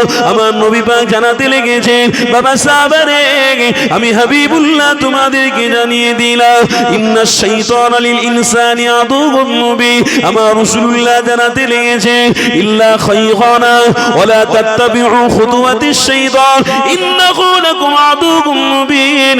আমার হাবিবুল্লাহ সাহাবাদের জানাতে লেগেছে, বাবা সাহাবারে, আমি রাসূলুল্লাহ তোমাদের জানিয়ে দিলাম, এই পৃথিবীর জমিনে তোমরা শয়তানের সাথে বন্ধুত্ব রেখে মরে যেও না, শয়তানের সাথে সম্পর্ক রেখে মরে যেও না। এই দুনিয়া জমিনে রাসূলুল্লাহ দেখানো রাস্তায় চলে তোমরা করো। কেন শয়তানের রাস্তা অনেক, শয়তান তোমাদেরকে ধোঁকা দিয়ে তোমাদের অন্তর থেকে মুহাম্মদ রাসূলুল্লাহকে সরিয়ে দেবে, তোমাদের অন্তর থেকে নামাজকে সরিয়ে দেবে, তোমাদের দিল থেকে ইবাদতের ভ্রাতৃত্ব ভালোবাসা সরিয়ে দেবে। এই দুনিয়া জমিনে তোমরা বেঁচে থাকবে, খাবে দাবে আনন্দ ফুর্তি করবে, কিন্তু কবরে যাওয়ার পরে তোমাদের সাথী হিসেবে কেউ থাকবে না। আল্লাহ নবী আমার জানাতে লাগলেন, বাবা সাহাবারে আমি রাসূলুল্লাহ তোমাদেরকে জানিয়ে দিলাম, এই পৃথিবীর জমিনে যতদিন বেঁচে থাকবে এটাই মনে করো আল্লাহ তোমাদের হায়াত দিয়েছে, আল্লাহই তোমাদের বাঁচিয়ে রেখেছে। তোমরা আল্লাহর দয়া দেখাবে, আল্লাহর দয়ায় তোমরা বেঁচে থাকবে। এ যুবক তরুণীরা, আল্লাহ নবী জানাতে লেগেছেন, বাবা সাহাবারে এই পৃথিবীর জমিনে দুজনের সাথে যদি তোমাদের সম্পর্ক থাকে, এক আল্লাহ তার রাসূল, এই দুইজনের সাথে যদি সম্পর্ক থাকে, আমি রাসূলুল্লাহ জানিয়ে দিলাম আমার ওই উম্মত অবশ্যই আল্লাহর জান্নাতি হয়ে যাবে। আরো জোরে বলো, এ যুবকেরা তরুণীরা, এই দুইজনের সাথে সম্পর্ক রাখতে গেলে আপনাকে আমাকে কষ্ট করতে হবে, আপনার আমার অনেক দুঃখ কষ্ট আসবে, আপনাকে আমাকে সলভ করে আগিয়ে আগিয়ে চলে যেতে হবে। কেননা আমাদের মধ্যে ঈমান রয়েছে, ঈমানদার যারা তাদের পক্ষে অনেক দুঃখ আসবে, তাদের পক্ষে আল্লাহ অনেক কষ্ট দেবে, তাদের পক্ষে অনেক আল্লাহ পরীক্ষা যেন জিনিস দেবে। এই যুবক তরুণীরা এই দুনিয়া জমিনে বেঁচে থাকবেন, অবশ্যই ঈমানদার হয়ে যদি বেঁচে থাকেন, আল্লাহ যদি আপনাকে পরীক্ষা নেয়, এই পরীক্ষায় আপনাকে পাশ হতে হবে। পরীক্ষায় পাশ হতে গেলে হাজার হাজার হাজার হাজার কষ্ট দুঃখ যদি আমার আসে, এতে আমার কোনো যায় আসে না, কিন্তু আল্লাহ তার রাসূলকে ছেড়ে দিয়ে মরতে পারবো না। আল্লাহ তার নবীকে মহব্বত করে মরবো, আল্লাহ তার রাসূলকে ভালোবেসেই জীবন কাটাবো। আল্লাহ নবী যে রাস্তা দেখিয়েছে ওই রাস্তায় থেকে আমরা মরবো। এই যুবকেরা তরুণীরা, একটা হাদিস আমার মনে পড়ে গেল, এই হাদিসটা আপনাদেরকে শুনিয়ে দিই। আল্লাহ নবীর একজন সাহাবী ছিলেন হযরত আব্দুল্লাহ ইবনে মাসউদ হুজুরের কথা আপনাদের বলি। আল্লাহ নবী সাহাবী হযরত আব্দুল্লাহ ইবনে মাসউদ আমার নবী পাককে এতটা ভালোবাসতেন, আল্লাহ নবীর সাথে এতটা গভীর সম্পর্ক, আমার নবী পাক হযরত আব্দুল্লাহ ইবনে মাসউদকে বলতে লেগেছে, এ বাবা সাহাবী রে, আমি রাসূলুল্লাহ আমি কোরআন পড়ছি বাবা, তোমরা কোরআন পড়া শোনো। আল্লাহ নবী সাহাবারা সবাই কোরআন পড়া শুনলেন, আমার নবী পাকই আশা করতে লেগেছে, এ বাবা সাহাবারে তোমরা একটু পড়ে আমাকে শোনাবে। আল্লাহ নবী সাহাবারা সবাই কোরআন পড়ে শোনালো, কিন্তু আব্দুল্লাহ ইবনে মাসউদ যখন কোরআন পড়তে লেগেছে, আমার রাসূলুল্লাহর বড় পছন্দ হয়ে গেছে, আল্লাহ পাকের বড় পছন্দ হয়ে গেছে। এ যুবক তরুণীরা, আল্লাহ নবী সাহাবী হযরত আব্দুল্লাহ ইবনে মাসউদ হুজুর যখন পবিত্র কোরআন পড়তে লেগেছে, না দেখে দেখে দেখে আল্লাহর কোরআন পড়তে লেগেছে, আমার রবের বড় পছন্দ হয়ে গেল। আমার হাবিবকে আল্লাহ বলতে লেগেছে, আল্লাহ নবী দয়ার নবীকে আল্লাহ বলতে লেগেছে, আব্দুল্লাহ ইবনে মাসউদের পড়াটা শুদ্ধ, আমি আল্লাহ পছন্দ করে ফেলেছি। ইয়া রাসূলুল্লাহ হাবিবাল্লাহ, আপনি তাকে ঘোষণা দিয়ে দেন, আমি আল্লাহ তাকে জান্নাতের খুশির খবর দিলাম। আরো জোরে বলুন।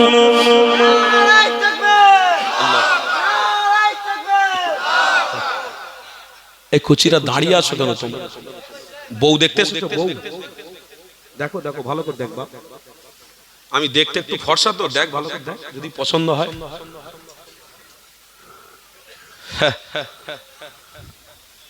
মাহফিল তোমরা একাই করছো রে বাপ, আর সারা পশ্চিমবাংলায় কেউ মাহফিল করেনি, বুঝলেন? মোহব্বত রাখো, মোহব্বত দিলে মোহব্বত রাখো, প্রেম রাখো, তাহলে মিছিমিছি ইমানি মাহফিল করে আল্লাহর রাস্তায় থাকা সহজ মনে করো না, অত সহজ না। কথা বুঝলেন? মাহফিল কেন্দ্রিক দোকান হোক, মাহফিল কেন্দ্রিক সব হোক, সবাই ব্যবসা করে খাক, কোনো অসুবিধা নেই, কিন্তু একটা লিমিটে হোক। আমি বনগাঁতে একটা জায়গায় জলসা করতে গেছিলাম, জায়গাটার নাম হলো খোলাপোতা, এই না সরি পাটকেল পোতা। কি জায়গাটার নাম? পাটকেল পোতা, একদম বনগাঁ বাংলাদেশের বর্ডারের পাশে। পুরো বর্ডার দেখা যাচ্ছে, আমি দেখি ক্যামেরা করে নিয়ে এসেছি। 4 বছর ওই জলসা দিয়ে যাচ্ছে, টানা 4 বছর। তাদের জলসার একটা সিস্টেম আছে, মাহফিল শুরু হওয়ার আগে যতজন যা করবার করে লো ব্যবসা, তারপরে ব্যবসা বন্ধ থাকবে, সবাই যে যার বাড়ি চলে যাবে। আবার সকাল 7টা থেকে দোকান খুলবে, একদম 12টা পর্যন্ত দোকান চলবে। যাও, কোনো অসুবিধা নেই। মাইকে একদম বলে দেওয়া হচ্ছে, ক্লিয়ার ভাবে বলে দেওয়া হচ্ছে। আমি নিয়মটা দেখে খুব খুশি হলাম। আল্লাহ আমার জাতিকে বোঝার তৌফিক দান করেন, বলুন আল্লাহ, জোরে বলুন আল্লাহ। দেখেন বাপ, এটা আড্ডার জায়গা না। যেমন আমরা আল্লাহর ঘরে নামাজ পড়তে যাই আদবের সাথে, শৃঙ্খলবদ্ধ হয়ে, আমরা প্রেমের সাথে গিয়ে আল্লাহর দরবারে আল্লাহর কুদরতি কদমে আমরা সেজদা দিই, তাই তো নাকি? আল্লাহর ঘরে গিয়ে আমরা অযথা মোবাইল ঘাঁটি না, মোবাইলটা না নিয়ে যাওয়াই ভালো। মোবাইলটা বাড়িতে রেখে আল্লাহর ঘরে যাওয়াটা উত্তম। তাও যদি আপনার মোবাইল মনে না থাকে না রেখে যেতে, তাহলে আপনি যদি মোবাইল নিয়ে যান তো আপনাকে মোবাইল সাইলেন্ট করে রাখতে হবে। আর সেখানে নামাজ চলাকালীন কোন রকম মোবাইলের সঙ্গে সম্পর্ক রাখা যাবে না, কোন বিষয়ে আপনার চিন্তাধারা নিয়ে আসা যাবে না। সব চিন্তাকে পিছনে রাখুন, আল্লাহকে সামনে রেখে এগিয়ে চলো, ওই ইবাদতটা কবুল হবে। তো তদরূপ ইমানি মাহফিল গুলো হচ্ছে এই রকম আদব, ভালোবাসা, প্রেমে আপনারা আমল করুন। আল্লাহ বলছেন ওই আমলকারীদেরকে আমি বড় পছন্দ করে ফেলি। এটা আমলের জায়গা। দরুদ শরীফ পড়ছি, জিকির করছি, কোরআনের কথা শুনছি, হাদিস দিয়ে সাহাবাদের কথা শুনছি, এটা আমল নয়? এই কথা বলুন, আমল নয়? ভালো কাজ করছি না খারাপ কাজ করছি? হ্যাঁ, তো সেই ক্ষেত্রে এই ইমানি মাহফিল যখন গাঁটির টাকা খরচা করে করেছি, অতএব আমাদের উদ্দেশ্য একটাই থাকবে, মাহফিল যেন আমাদের জন্য নাজাতের ওসিলা হয়ে যায়। এই মাহফিল যেন আমাদের জন্য গজব না এনে নেয়, মাহফিল যেন আমাদের জন্য গজব না এসে যায়, মাহফিলের জন্য যেন আল্লাহ নারাজ হয়ে গজব না দিয়ে দেন। এটা মনে রাখতে হবে। গ্রামবাসীর প্রত্যেকের দায়িত্ব নিজ নিজ, নিজের বিবি, নিজের স্ত্রী, নিজের সন্তান, নিজের কন্যাদেরকে অবশ্যই পর্দার মধ্যে রাখা, আর নিজে মাহফিলে উপস্থিত হওয়া, নিজের আহল পরিবারের মধ্যে বাচ্চা বাচ্চা ছেলে সবাইকে মাহফিলের মধ্যে যুক্ত করা। কেন? যে ব্যক্তি মাহফিলকে পছন্দ করবে, মাহফিলে যুক্ত থাকবে, ভালো রাস্তায় থাকবে, আল্লাহ কবুল করে নিয়ে তার গুনাহকে ক্ষমা করে তাকে মুক্তি দিয়ে দেবে। জোরে বলে, কোথায় থেকে মুক্তি দেবে? ফি নারি জাহান্নাম। আল্লাহ জাহান্নাম থেকে আপনাকে মুক্তি দেবে। তার মানে আল্লাহর ওই আয়াত আছে, কোরআনের ওই আয়াতটা আমার মনে পড়ে যায়, কি কু আনফুসাকুম ওয়া আহলিকুম নার, কু আনফুসাকুম ওয়া আহলিকুম নার। আপনি যখন আপনার পরিবার নিয়ে এখানে বসলেন, বা আপনার স্ত্রীও পর্দার সহিত পর্দার আড়ালে বসে আছে, মাহফিল শুনছে, এটা ভালো কাজ। তো আপনিও যখন এসেছেন, ছোট্ট ছোট্ট বাচ্চাকেও নিয়ে এসে হাজির করিয়েছেন, আমার আল্লাহকে বলছেন, আল্লাহ আল্লাহ আমি নিজে জাহান্নাম থেকে শুধু একা বাঁচিনি, আমার পরিবারকে জাহান্নামের আগুন থেকে বাঁচানোর জন্য এই মাহফিলে শরীক করেছি। আল্লাহ, এ যুবক শুনে রাখো, যে জমিনে তুমি বসেছো, এই জমিন আল্লাহর কাছে তোমার জন্য মাগফিরাতের দোয়া করতে থাকে। অত সহজ না। এই জমিনেই তোমাকে দাফন করা হবে, এই জমিন তোমাকে ওয়েলকাম করবে। ওয়েলকাম টু কবর। তুমি কবরের জমিনে আসো, আল্লাহ তোমার জন্য জান্নাতের বিছানা বিছিয়ে রেখেছে। এটাই তো আমরা চাই, এটাই তো আমরা চাই। কেন? আমরা সব জিনিস ঘেটে দেখে নিয়েছি বাপ, পৃথিবীর সব সায়েন্সের ঘেটে দেখলা হয়েছে, পৃথিবীর শিক্ষিত মানুষরা সব ঘেটে দেখে নিয়েছে, চন্দ্র আবিষ্কার করে দেখে নিয়েছে, পৃথিবীর গবেষণা করে দেখে নিয়েছে। এই গবেষণার কোনো কুল কিনারা নেই। গবেষণার কুল কিনারা তখনই হতো যখন মানুষের দ্বারাই পরিচালনা হতো, মানুষ সৃষ্টি করত, কিন্তু মানুষের দ্বারাই সৃষ্টিকর্তা নয়। এই মানুষ দ্বারাই কোনো পৃথিবী পরিচালিত নয়, আল্লাহই পুরো পৃথিবীটাকে কন্ট্রোল করে রেখেছেন। জোরে বলুন সুবহানাল্লাহ। তো এই জন্য আমার আব্বারা ইমানি মাহফিলে এসেছেন, আপনাদের জন্য ভাগ্য আল্লাহ আনিয়েছেন আপনাদের। আজকের দিনে যদি কেউ অ্যাক্সিডেন্ট হয়ে যেত, আজকের দিনে যদি কারোর হাত ভেঙে যেত, বা আজকের দিনে কেউ যদি হাসপাতালে চলে যেত, এই ভালো কাজে কেউ আসতে পারতো? বলুন, আসতে পারতো? অত সহজ নয়। আল্লাহ আপনাকে নিয়ে এসেছে, আপনি জোর করে আসতে পারেন না। আল্লাহ আপনাকে কবুল করেছে তাই নিয়ে এসেছে। তাই পবিত্র কোরআনে একটা কথা আছে, ইন্নাকা লা তাহদি মান আহবাবতা ওয়ালাকিন্নাল্লাহ ইয়াহদি মান ইয়াশা। আমি আল্লাহ পুরো পৃথিবীতে হেদায়েতের জাল বিছিয়ে রেখেছি, আমার বান্দা জাহান্নামের আগুন থেকে হেন কোনো প্রকারে বেঁচে যায়। পুরো পৃথিবীতে আল্লাহ জাহান্নামের আগুন থেকে বাঁচার জন্য জাল বিছিয়ে রেখেছে।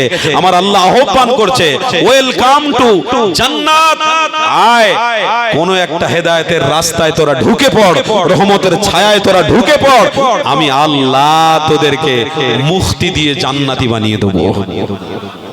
এই ছায়াটা আল্লাহ আমাদের জন্য কবুল করেছে, বলুন সুবহানাল্লাহ। আল্লাহ আমাদের জন্য এই ছায়াটা কবুল করেছে।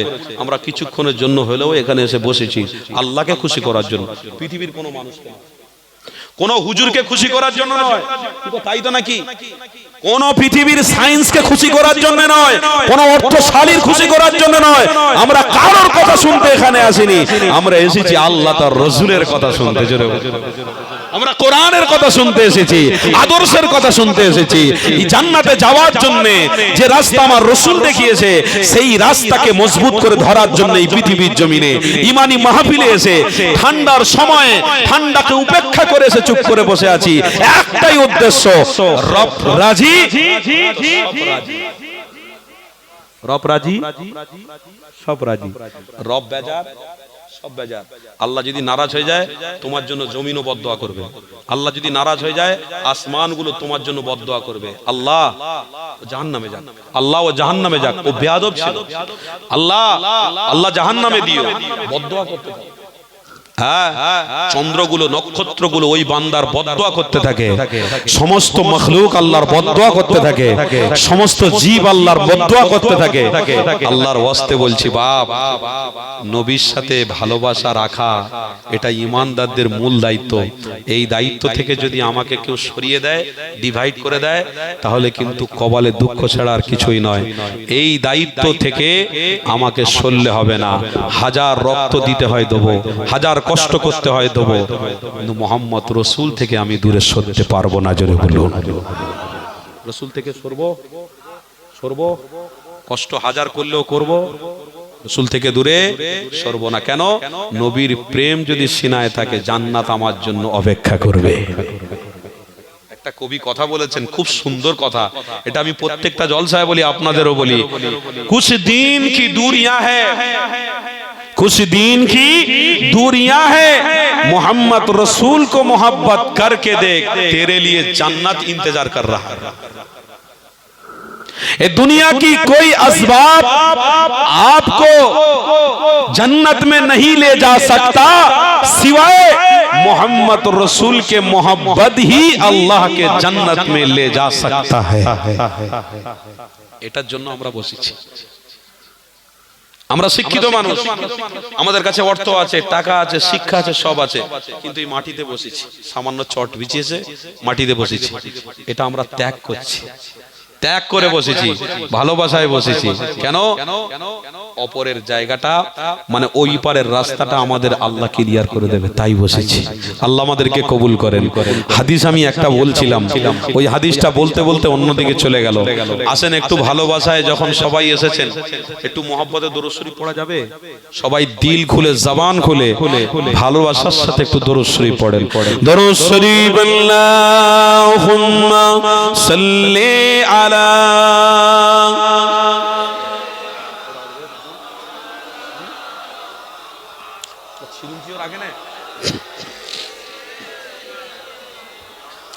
अल्लाह। फलक पर चाँद जैसा है, नबी का नाम ऐसा है, दिलों से गम मिटाता है, मोहम्मद नाम ऐसा है। बोलो ना सुभान अल्लाह। ये दिल जब गम के मारा हो, मोहम्मद याद आते हैं, जुदा जब कोई प्यारा हो, मोहम्मद याद आते हैं। जरे হবে না? নারে তাকবীর, সিলসিলায়ে হক মুজাদ্দিদ জামান। ফলক पर चाँद जैसा है नबी का नाम ऐसा है, दिलों से गम मिटाता है मोहम्मद नाम ऐसा है कि उनकी याद की शबनम है मरहम मेरे जख्मों को, कि उनकी याद की शबनम है मरहम मेरे जख्मों को, और उनकी नाम की बरकतों से दिल तस्कीन पाते हैं। जरे होवे ना, फलक पर चाँद जैसा है नबी का नाम ऐसा है, दिलों से गम मिटाता है मोहम्मद नाम ऐसा है। अल्लाहुम्मा सल्ली अला सय्यिदिना मौलाना मुहम्मद व अला आलिहि।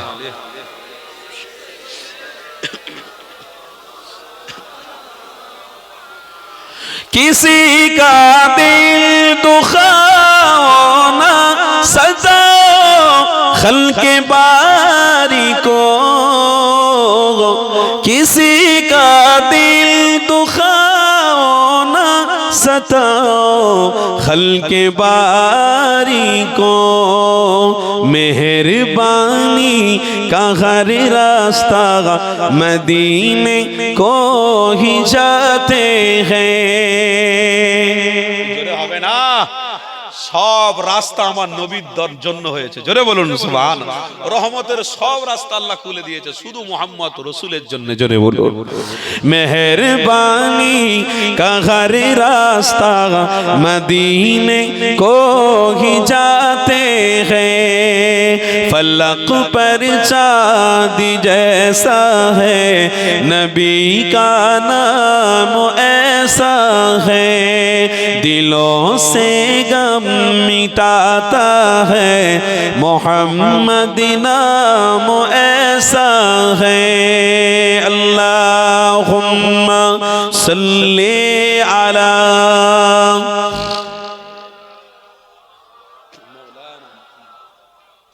وعلى مولانا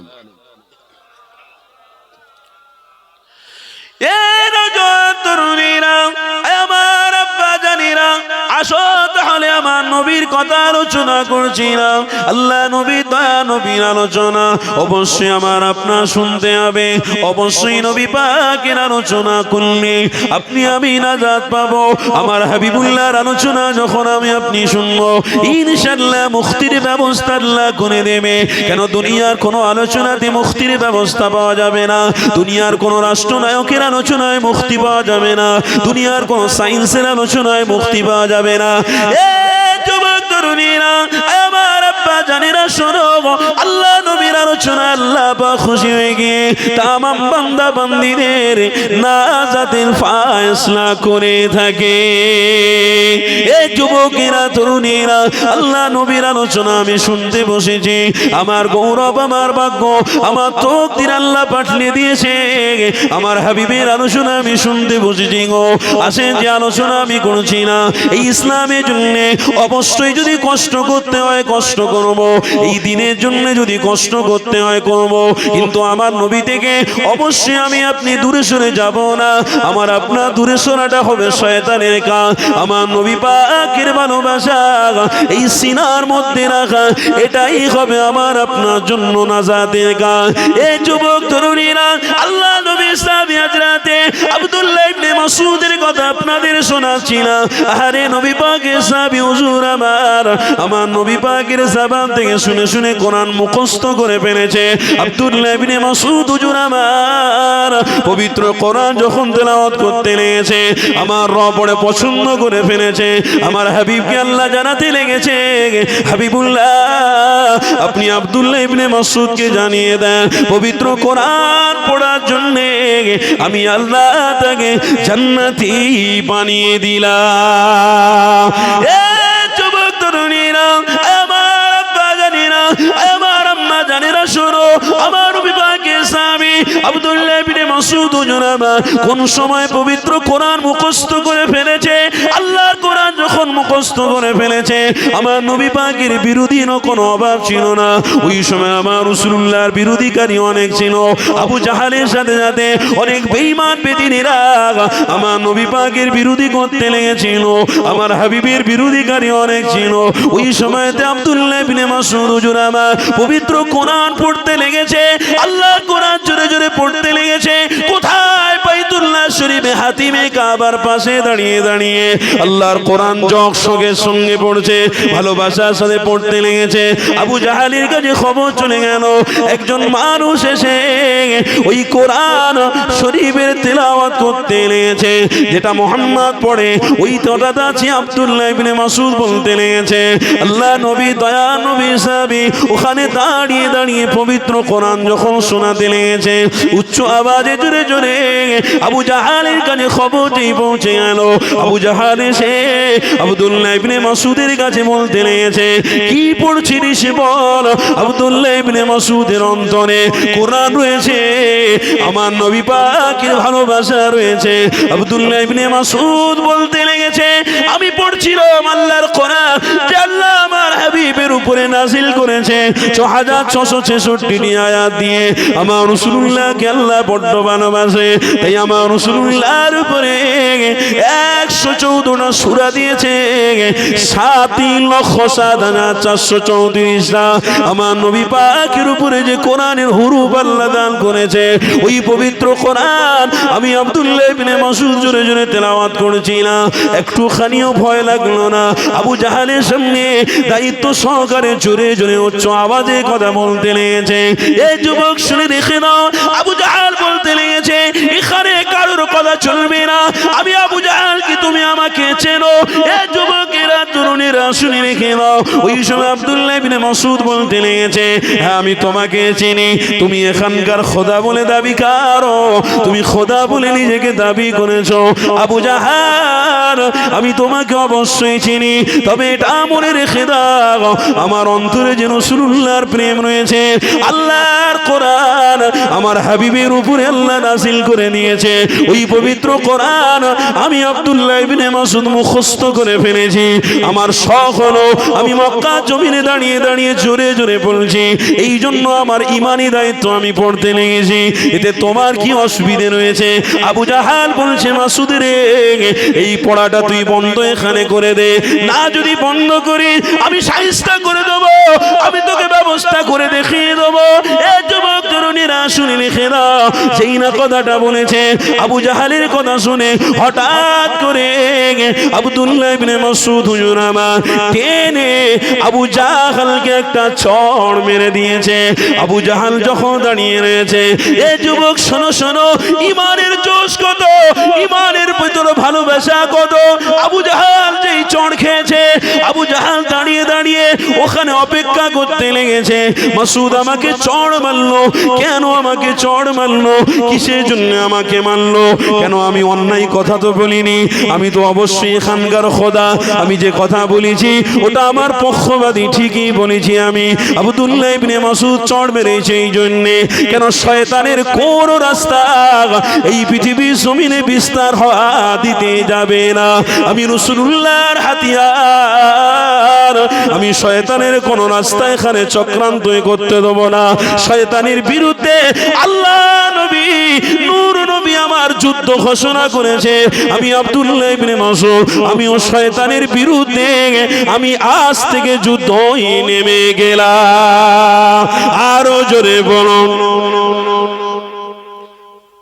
শয়তানের বিরুদ্ধে আমার রাসূলুল্লাহ যুদ্ধ ঘোষণা করেছে, আমিও শয়তানের বিরুদ্ধে যুদ্ধ ঘোষণা করি। এই ইমানের জোশ দেখো। যুবক শয়তানের রাস্তা থেকে দূরে সরার জন্য আব্দুল্লাহ ইবনে মাসউদ প্রতিজ্ঞাবদ্ধ করে ফেললেন,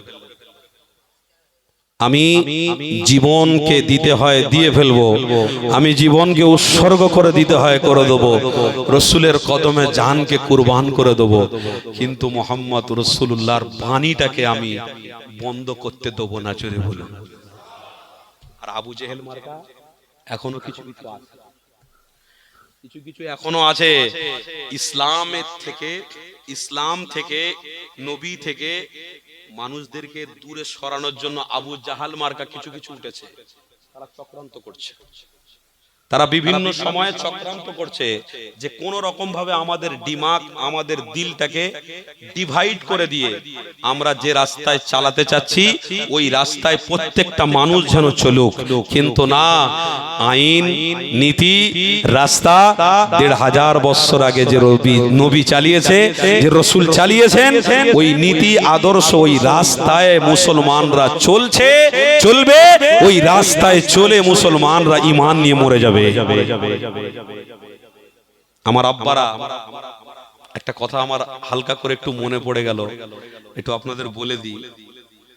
আমি যখন একটা মাহফিল, পাঞ্জাবে মাহফিল ছিল আমার, পাঞ্জাবের মাহফিল ছেড়ে আমি যখন আসছি,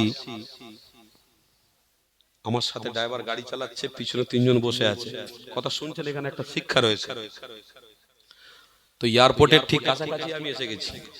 ও তো হঠাৎ করে একজন হাত দেখালো, দাঁড়াও। গাড়ি থামিয়ে দেওয়া হলো। পিছনে বলছে ডিগ্গিটা খোলো, সাইডে দরজাটা খোলো, সব চেক করে নিল। তবে আমার সঙ্গে যে ড্রাইভারটা ছিল ওটা হলো হিন্দু ড্রাইভার, হিন্দু ছিল, ভালো। গাড়িটা নিয়ে আবার আগিয়ে চললাম, ছেড়ে দিয়েছে। আমার চেহারার দিকে দেখিয়ে গাড়িটা ছেড়ে দিল। তো হঠাৎ করে আমি ড্রাইভারকে জিজ্ঞেস করলাম, ভাই তোমার গাড়ির কোনো কাগজের ফল্ট আছে? ইন্স্যুরেন্স হয়তো ফল্ট আছে, তোমার ইন্স্যুরেন্স ফল্ট আছে, না হয় ট্যাক্স ফল্ট আছে, না হয় কিছু না কিছু গাড়ির ফল্ট আছে, ধোঁয়া চেক ধোঁয়া পরীক্ষা তোমার ফল্ট আছে। तो तখন से उर्दू बोलছে, हजरत आप खराब मत लीजिए, हमारा गाड़ी का कोई चीज फॉल्ट नहीं है, सब ठीक है।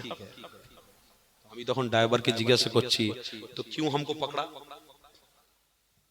हमको क्यों पकड़ा? ये गाड़ी में जब कोई दिक्कत नहीं है तो क्यों हमको पकड़ा?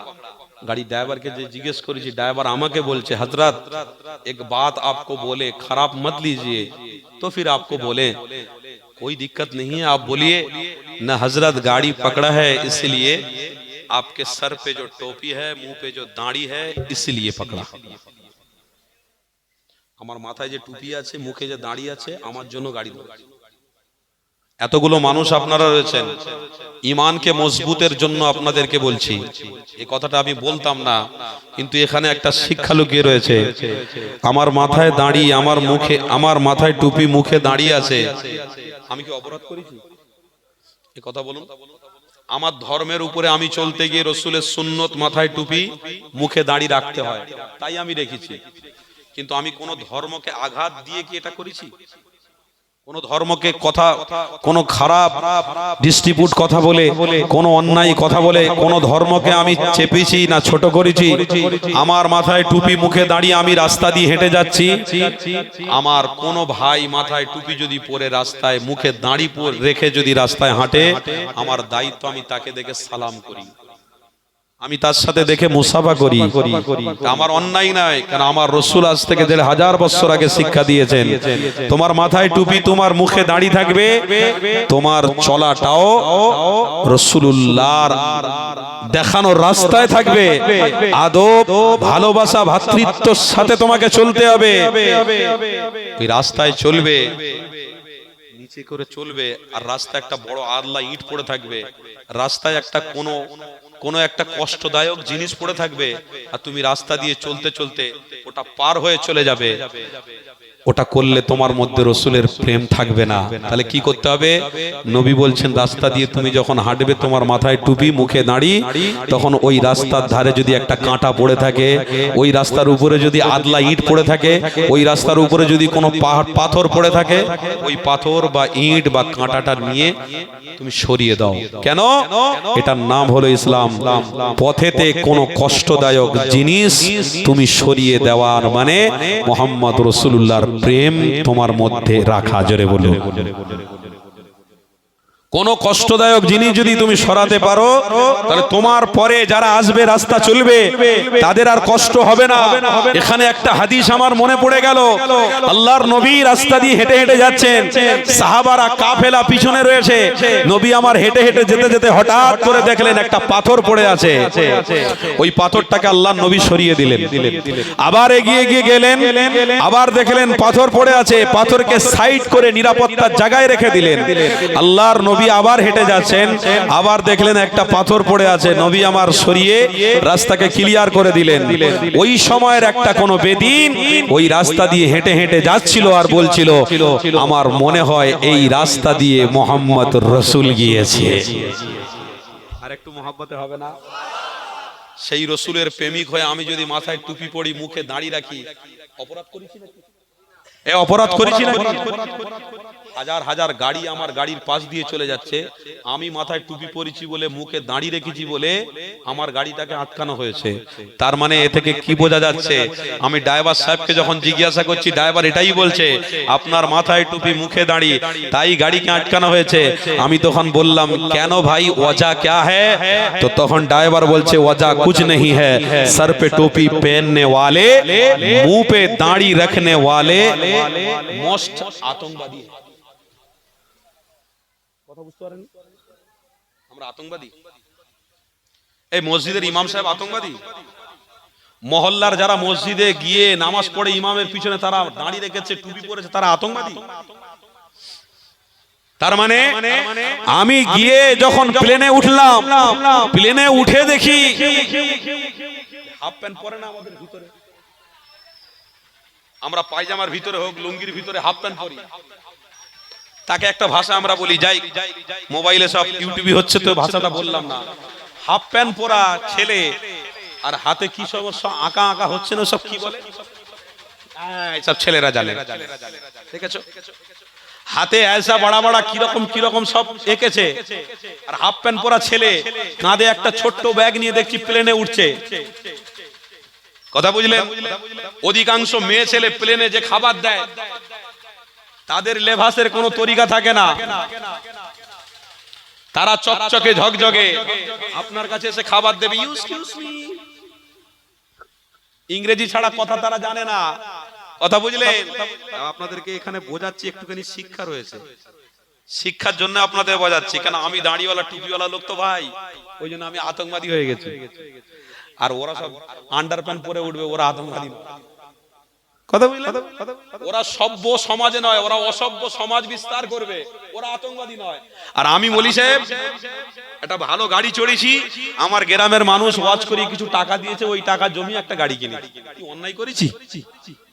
আমি একটা মাদ্রাসা করেছি, কেন আমার গ্রামের মানুষরা টাকা দেয়, যেখানে যেখানে যাই সেখানে কিছু সামথিং হাদিয়া দেয়, ওই হাদিয়াটা জোগাড় করে করে আমি নিজে নিজে মনে করেছি, আল্লাহ এই হাদিয়াগুলো নিয়ে আমি ভোগ করব, আর বড় বিল্ডিং করব, গাড়ি চড়বো।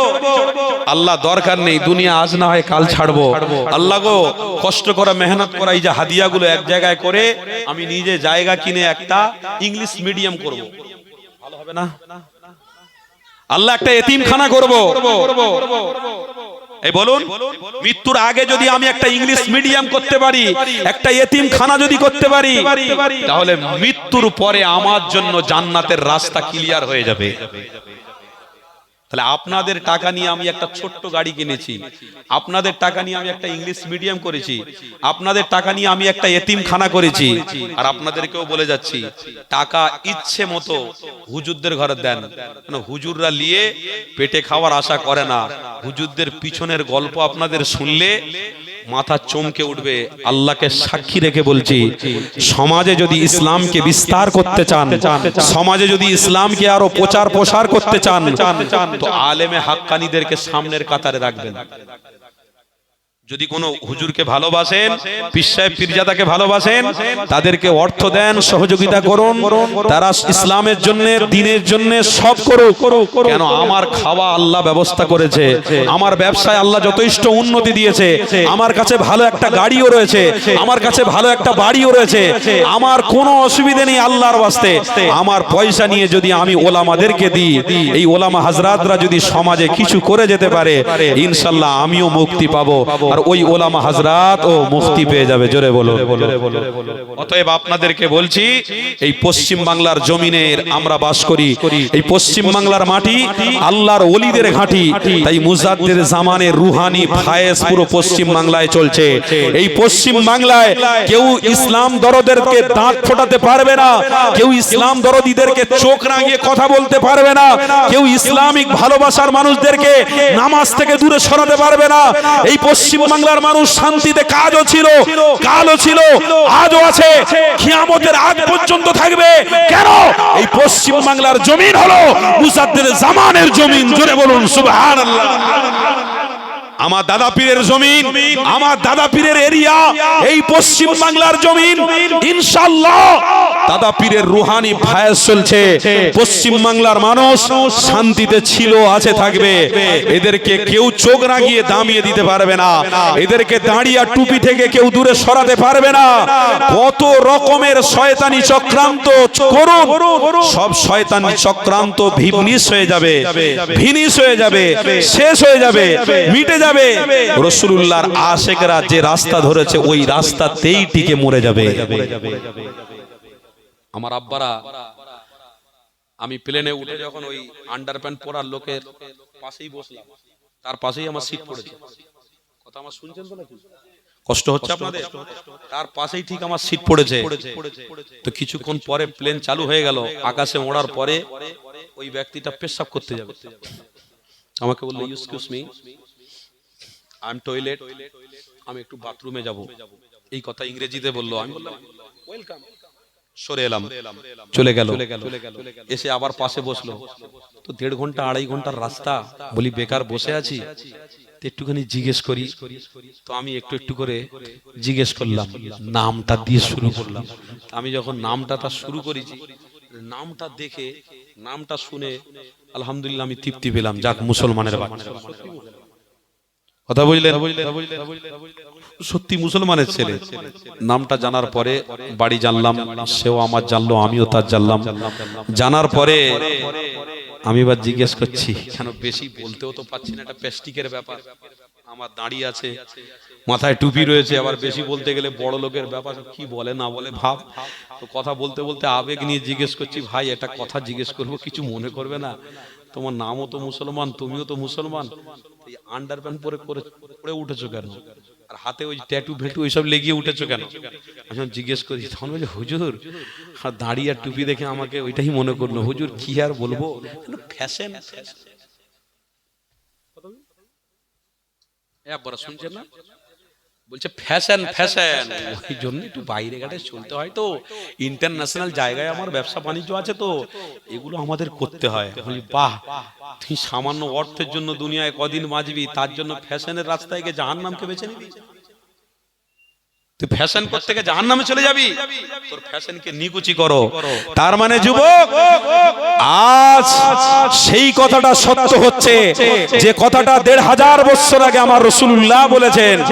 এ সাহাবারা, এমন একটা দিন আসবে তারা অর্থের পিছনে ছুটতে গিয়ে নিজেকে মডেল করে ফেলবে, শয়তানের রাস্তাকে নিজের আপন রাস্তা মনে করে ফেলবে। আমার নবী বললেন, আল্লাহর ওয়াস্তে আপনাদেরকেও বলে যাচ্ছি, ওই রাস্তায় কোন কোনো দিন তোমরা চলো না, কেন আমি রাসূলুল্লাহ তোমাদেরকে বলছি ওই রাস্তায় চললে আমি নবী তোমাদেরকে চিনতে পারবো না, আমি নবী তোমাদের কাছ থেকে মুখ ফিরিয়ে নেব, আমি রাসূল তোমাদের কাছ থেকে মুখ ফিরিয়ে নেব। আর নবী যদি মুখ ফিরিয়ে নেয় আল্লাহ তোমার আপন হবে না, আল্লাহ তোমার ফয়সালা করবে না, আল্লাহ তোমাকে নাজাত দেবে না। তাই রাসূলুল্লাহর কথাটা আজকের সত্য। তাই আপনাদেরকে বলে যাচ্ছি, আমার বাপ চাচারা পূর্বপুরুষরা মাথায় টুপি রেখে মুখে দাড়ি রেখে প্লেনে উঠে নামাজ পড়েছে, মাথায় টুপি পরে মুখে দাড়ি রেখে ট্রেনে গিয়ে নামাজ পড়েছে, ওয়াক্তের খেয়াল করে ওয়াক্তের সময়ে নামাজের সময় নামাজ আদায় করেছে। আজও আমরা সেই রাসূলুল্লাহর প্রেমিক, মাথায় টুপি পরে মুখে দাড়ি রেখে আজও আমরা ওই রাস্তায় চলবো। জোরে বলুন ইনশাআল্লাহ। তুমি আতঙ্কবাদী বলো আর তুমি আমাদেরকে যত রকমের তকমা আছে দাও, আমার কিচ্ছু যায় আসে না। কালও আমার পূর্বপুরুষরা রাসূলুল্লাহর প্রেম নিয়ে জীবন কাটিয়েছে, আজও রাসূলুল্লাহর প্রেম নিয়ে আমরা জীবন কাটাবো। জোরে বলুন ইনশাআল্লাহ। আর একটা কথা আপনাদের বলে যাচ্ছি, আপনাদের বাড়ি যে ছোট্ট ছোট্ট মেয়েগুলো আছে, এই মেয়েগুলোকে আপনারা স্কুল ইউনিভার্সিটিতে পড়াচ্ছেন, আলহামদুলিল্লাহ, আমার কোনো অসুবিধা নেই। দেখুন সমাজে আমার রাসূলুল্লাহ দুটো বিষয়ে কথা বলেছেন। কি কথা? আমার রাসূল বলেছেন, ইন্না মিন আশরাতিস সাআ আন ইয়ারফাউ ইলমু ওয়া ইয়াথবুতাল জাহলু ওয়া ইউশরাবাল খামরু ওয়া ইয়াজহারাজ জিনা। আমার নবী বলেছেন, যদি তোমরা মৃত্যুর সময় আমার দিদারটা লাভ করে মৃত্যুবরণ করতে চাও, তাহলে আমি নবী তোমাদেরকে বলছি, এক নম্বর, তোমরা নামাজ কোনোদিন ছাড়বে না। আমরা নামাজ পড়বো, বলুন ইনশাআল্লাহ। জোরে বলুন ইনশাআল্লাহ। দ্বিতীয় নম্বর, কোনোদিন তোমরা হারামের সাথে আপন করবে না, হারামকে তোমরা নিজের মনে করবে না। আর তৃতীয় নম্বর, ওয়ালা তাকরাবুজ জিনা। কোরআনের ভাষায় আল্লাহ স্পষ্ট জানাচ্ছেন, ওয়ালা তাকরাবুজ জিনা। আমার রাসূল বলছেন, তৃতীয় নম্বর, জিনাকারীদেরকে আমার আল্লাহ পছন্দ করে না। তো সমাজে আজকের দিনে আমরা দেখতে পাচ্ছি জিনা আস্তে আস্তে বেড়ে যাচ্ছে। আমার মেয়ের প্রতি আমার গুরুত্ব নেই, আমার স্ত্রীর প্রতি আমার গুরুত্ব নেই। আমার স্ত্রী বাড়িতে আছে, আমি বাইরে কাজে যাচ্ছি, আলহামদুলিল্লাহ, ভালো কথা। কিন্তু আপনার স্ত্রী যে বাড়িতে আছে, আপনার স্ত্রীর খোঁজ খবর নেওয়া, আপনার স্ত্রীর সঙ্গে পার্টিকুলার কথাবার্তা বলা, এটা আপনার স্বামী হিসেবে দায়িত্ব। আপনি চলে যাচ্ছেন বাইরে আপনার ইনকামের জন্য, শুধু নয় আহাল পরিবারের জন্য। তবে মনে রাখবেন, আপনি বাইরে গিয়ে আপনার স্ত্রী থেকে দূরে যেন না সরে যান, ডিভাইড যেন না হয়ে যায়। তাই আপনার উচিত আপনার স্ত্রী, আপনার কন্যার খবরটা নেওয়া। কেন? আপনার স্ত্রী যদি কোনো পর পুরুষকে চেহারা দেখিয়ে দেয়, নিজের চেহারা যদি দেখিয়ে দেয়, তাহলে জিনার গুনাহ হবে। আর জিনার গুনাহ হওয়া মানে আপনার হাজার লক্ষ কোটি টাকা ইনকাম আপনাকে মুক্তি দিয়ে, নাজাত দিয়ে জান্নাতে নিয়ে যেতে পারবে না। আল্লাহর ওয়াস্তে হাত দুটো জড়ো করে বলে যাচ্ছি, আপনার স্ত্রীকে ওই রাস্তায় রাখুন যে রাস্তায় নবী দেখে গেছেন। পর্দা পুশিদার মধ্যে ফরজ যেটা আল্লাহর রাসূল বলে গেছেন, ওই ফরজের উপরে আপনার স্ত্রীকে রাখো। আর আপনার কন্যা স্কুল ইউনিভার্সিটি অবশ্যই পড়ান, আমার কোনো অসুবিধা নেই। কিন্তু স্কুলে যখন আপনার ছোট ছোট কন্যারা যাবে, তখন আপনারা কিন্তু স্কুলের ড্রেসটা পরাবেন, তার সাথে সাথে মুখে একটা বোরকা জড়িয়ে দেবেন। এটা করতে পারবেন না? আপনার কন্যা যখন স্কুলে যাবে, ওই মেয়ে ছেলেটা, বালেগ মেয়ে ছেলেটা যখন স্কুলে যাবে, তার চেহারাটা যখন খুলে স্কুলে যাবে, তখন কত পর পুরুষরা আপনার কন্যার দিকে তাকিয়ে তাকিয়ে জিনার গুনাহ হবে। কেন? কন্যা স্কুলে যাবে তার মনোভাব নিয়ে। একটা পুরুষ যদি রাস্তায় দাঁড়িয়ে দাঁড়িয়ে আপনার কন্যার প্রতি বদ নজর দিয়ে দেয়, বদ নজর চোখে যদি তাকায়, তো বলছে ওই তাকানোটাই হলে জিনার গুনাহ। তাই রাসূলুল্লাহ বলে গেছেন, কোন একটা নারী যদি জিনার গুনাহ নিয়ে মরে যায়, সেও জাহান্নামী হবে। যে ওই কন্যার সঙ্গে, নারীর সঙ্গে তাকিয়েছে, গুনাহ করেছে, সেও জাহান্নামে যাবে। আল্লাহর ওয়াস্তে বলছি, আমি আমার পরিবার জাহান্নামে যেতে চাই না। তাই হাত দুটো জড়ো করে বলছি, দুনিয়ায় দুদিনের জীবনে বেঁচে আছি, কাল মরে যাব। মরার আগে আগে অন্তত পক্ষে আপনার স্ত্রী, আপনার কন্যা, আপনার সন্তানদেরকে ইসলামিক রাস্তায় রেখে আপনি মরণ, নবীর প্রেম তাদের দিলেতে রেখে আপনি মরণ, ইনশাআল্লাহ কবরটা আপনার জন্য জান্নাতের বাগান হয়ে যাবে। তাহলে এই দায়িত্ব আপনাদের রইল, আপনারা করবেন তো? বলুন ইনশাআল্লাহ। তাহলে মৃত্যুর সময় আমার রাসূলের দিদার পেতে কারা কারা চান? কারা কারা চান? নারে তাকবীর, নারে তাকবীর। হাত নামান। কেন আমরা দেখেছি অনেক মানুষের মৃত্যু পিছন থেকে পায়খানা বেরিয়ে গেছে, অনেক মানুষের মৃত্যু নাক থেকে রক্ত বেরিয়েছে, গাল থেকে রক্ত বেরিয়ে গেছে, চোখগুলো ঠেলে বাইরে বেরিয়ে এসেছে। আমরা অনেকের মৃত্যু দেখেছি হাত কুঁজো হয়ে ঢুকে গেছে। আল্লাহর ওয়াস্তে বলছি, আল্লাহর নবীকে না ভালোবাসার জন্য আল্লাহ মৃত্যুটাই তাদের জাহান্নামের কারণ বানিয়ে দিয়েছে। প্রথম সময়টা আল্লাহ জাহান্নাম বলে ঘোষণা করেছে, তাই মৃত্যুটাই ওই রকম দিয়েছে। আর যারা রাসূলুল্লাহর প্রেমিক হবে তার মৃত্যুটা রাসূলুল্লাহর দিদার দিয়ে আল্লাহ দান করবে। আমরা যদি রাসূলের প্রেমিক হই তাহলে আজ থেকে প্রতিজ্ঞাবদ্ধ করি কোনোদিন নামাজ ছাড়বো না। বলুন ইনশাআল্লাহ, জোরে বলুন ইনশাআল্লাহ। দ্বিতীয় নম্বরে হারামের দরকার নেই, তোরা হারামকে রেখে দিকে যা। 1 টাকা আল্লাহ যদি দেয় 1 টাকা নিয়ে শান্তির সঙ্গে থাকবো। বলুন ইনশাআল্লাহ। আরে আল্লাহ 1 টাকা দিলে আমাদের অসুবিধা আছে? 2 টাকা দিলে চলে যাবে, 3 টাকা দিলে চলে যাবে। 1000, 1 লাখ, 1 কোটির আসার কি দরকার বাপ? 1 কোটি যদি ইনকাম করি কষ্ট করে, 2 কোটি যদি ইনকাম করি কষ্ট করে, তো ওই কষ্টের টাকাটা তো দুনিয়ায় পড়ে থাকবে না, আমি খাটিয়া করে নিয়ে যাব। বলুন পড়ে থাকবে না নিয়ে যাব? তাহলে অত কষ্ট করে হারামের রাস্তায় গিয়ে আমার ঈমানকে আমি কেন ধ্বংস করতে যাব? কোটি টাকার দরকার নেই। আল্লাহ যদি আমাকে 100 টাকা দেয় সারা দিনে, আল্লাহর শুকরিয়া আদায় করে এটাই বলুন, আল্লাহুম্মা লাকাল হামদু ওয়া লাকাশ শুকর। আল্লাহ সারা দিন পরে আপনি 100 টাকা দিয়েছেন, আল্লাহ শুকরিয়া আদায় করছি।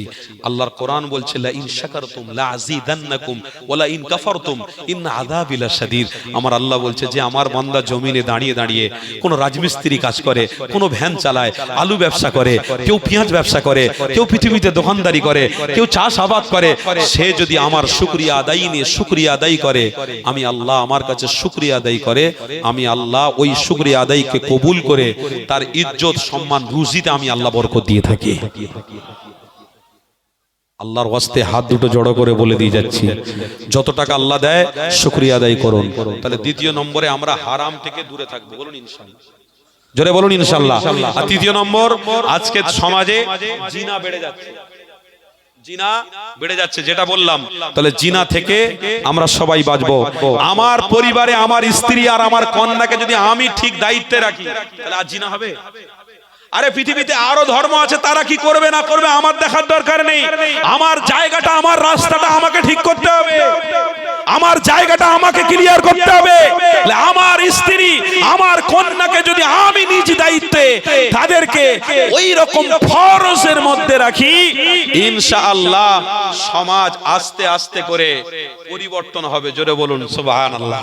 তাই পৃথিবীর প্রত্যেকটা সায়েন্স গবেষণা করে দেখেছে, প্রত্যেকটা সায়েন্সিস্ট গবেষণা করে দেখেছে যে পৃথিবীর জমিনে কোন মডেল দিয়ে পৃথিবীর মানুষকে রোখা যায় না। পৃথিবীর মানুষকে রুখতে গেলে মুহাম্মদ রাসূলুল্লাহর মডেল দিয়ে রোখা যাবে। জোরে বলুন সুবহানাল্লাহ।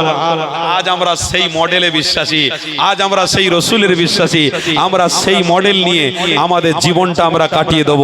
কষ্ট হবে, কষ্ট আসবে, খাবার আল্লাহ দেবে, হাজার দুঃখ আসবে, বেদনা আসবে, সব দুঃখ বেদনা কষ্টকে সরিয়ে সরিয়ে কাটিয়ে কাটিয়ে আমরা আগিয়ে যাব। কেন? আমার দিলেতে মুহাম্মদ রাসূলুল্লাহর প্রেম রয়েছে। জোরে বলুন সুবহানাল্লাহ। একটু মুহাব্বতের তাকবীর দেন তো, নারে তাকবীর। আওয়াজটা এত কম হচ্ছে কেন? একটু মুহাব্বতে ঈমানের জোশে একটু আওয়াজ দিতে হবে। নারে তাকবীর। মাশাআল্লাহ। সিলসিলায়ে হক মুজাদ্দিদে জামান, দাদা পীরের হক সিলসিলা, দাদা পীরের হক সিলসিলা। নারে তাকবীর। দরুদ শরীফ। আল্লাহুম্মা সাল্লি আলা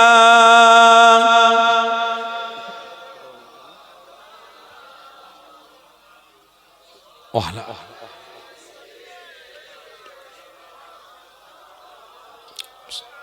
সাল্লাল্লাহু আলাইহি।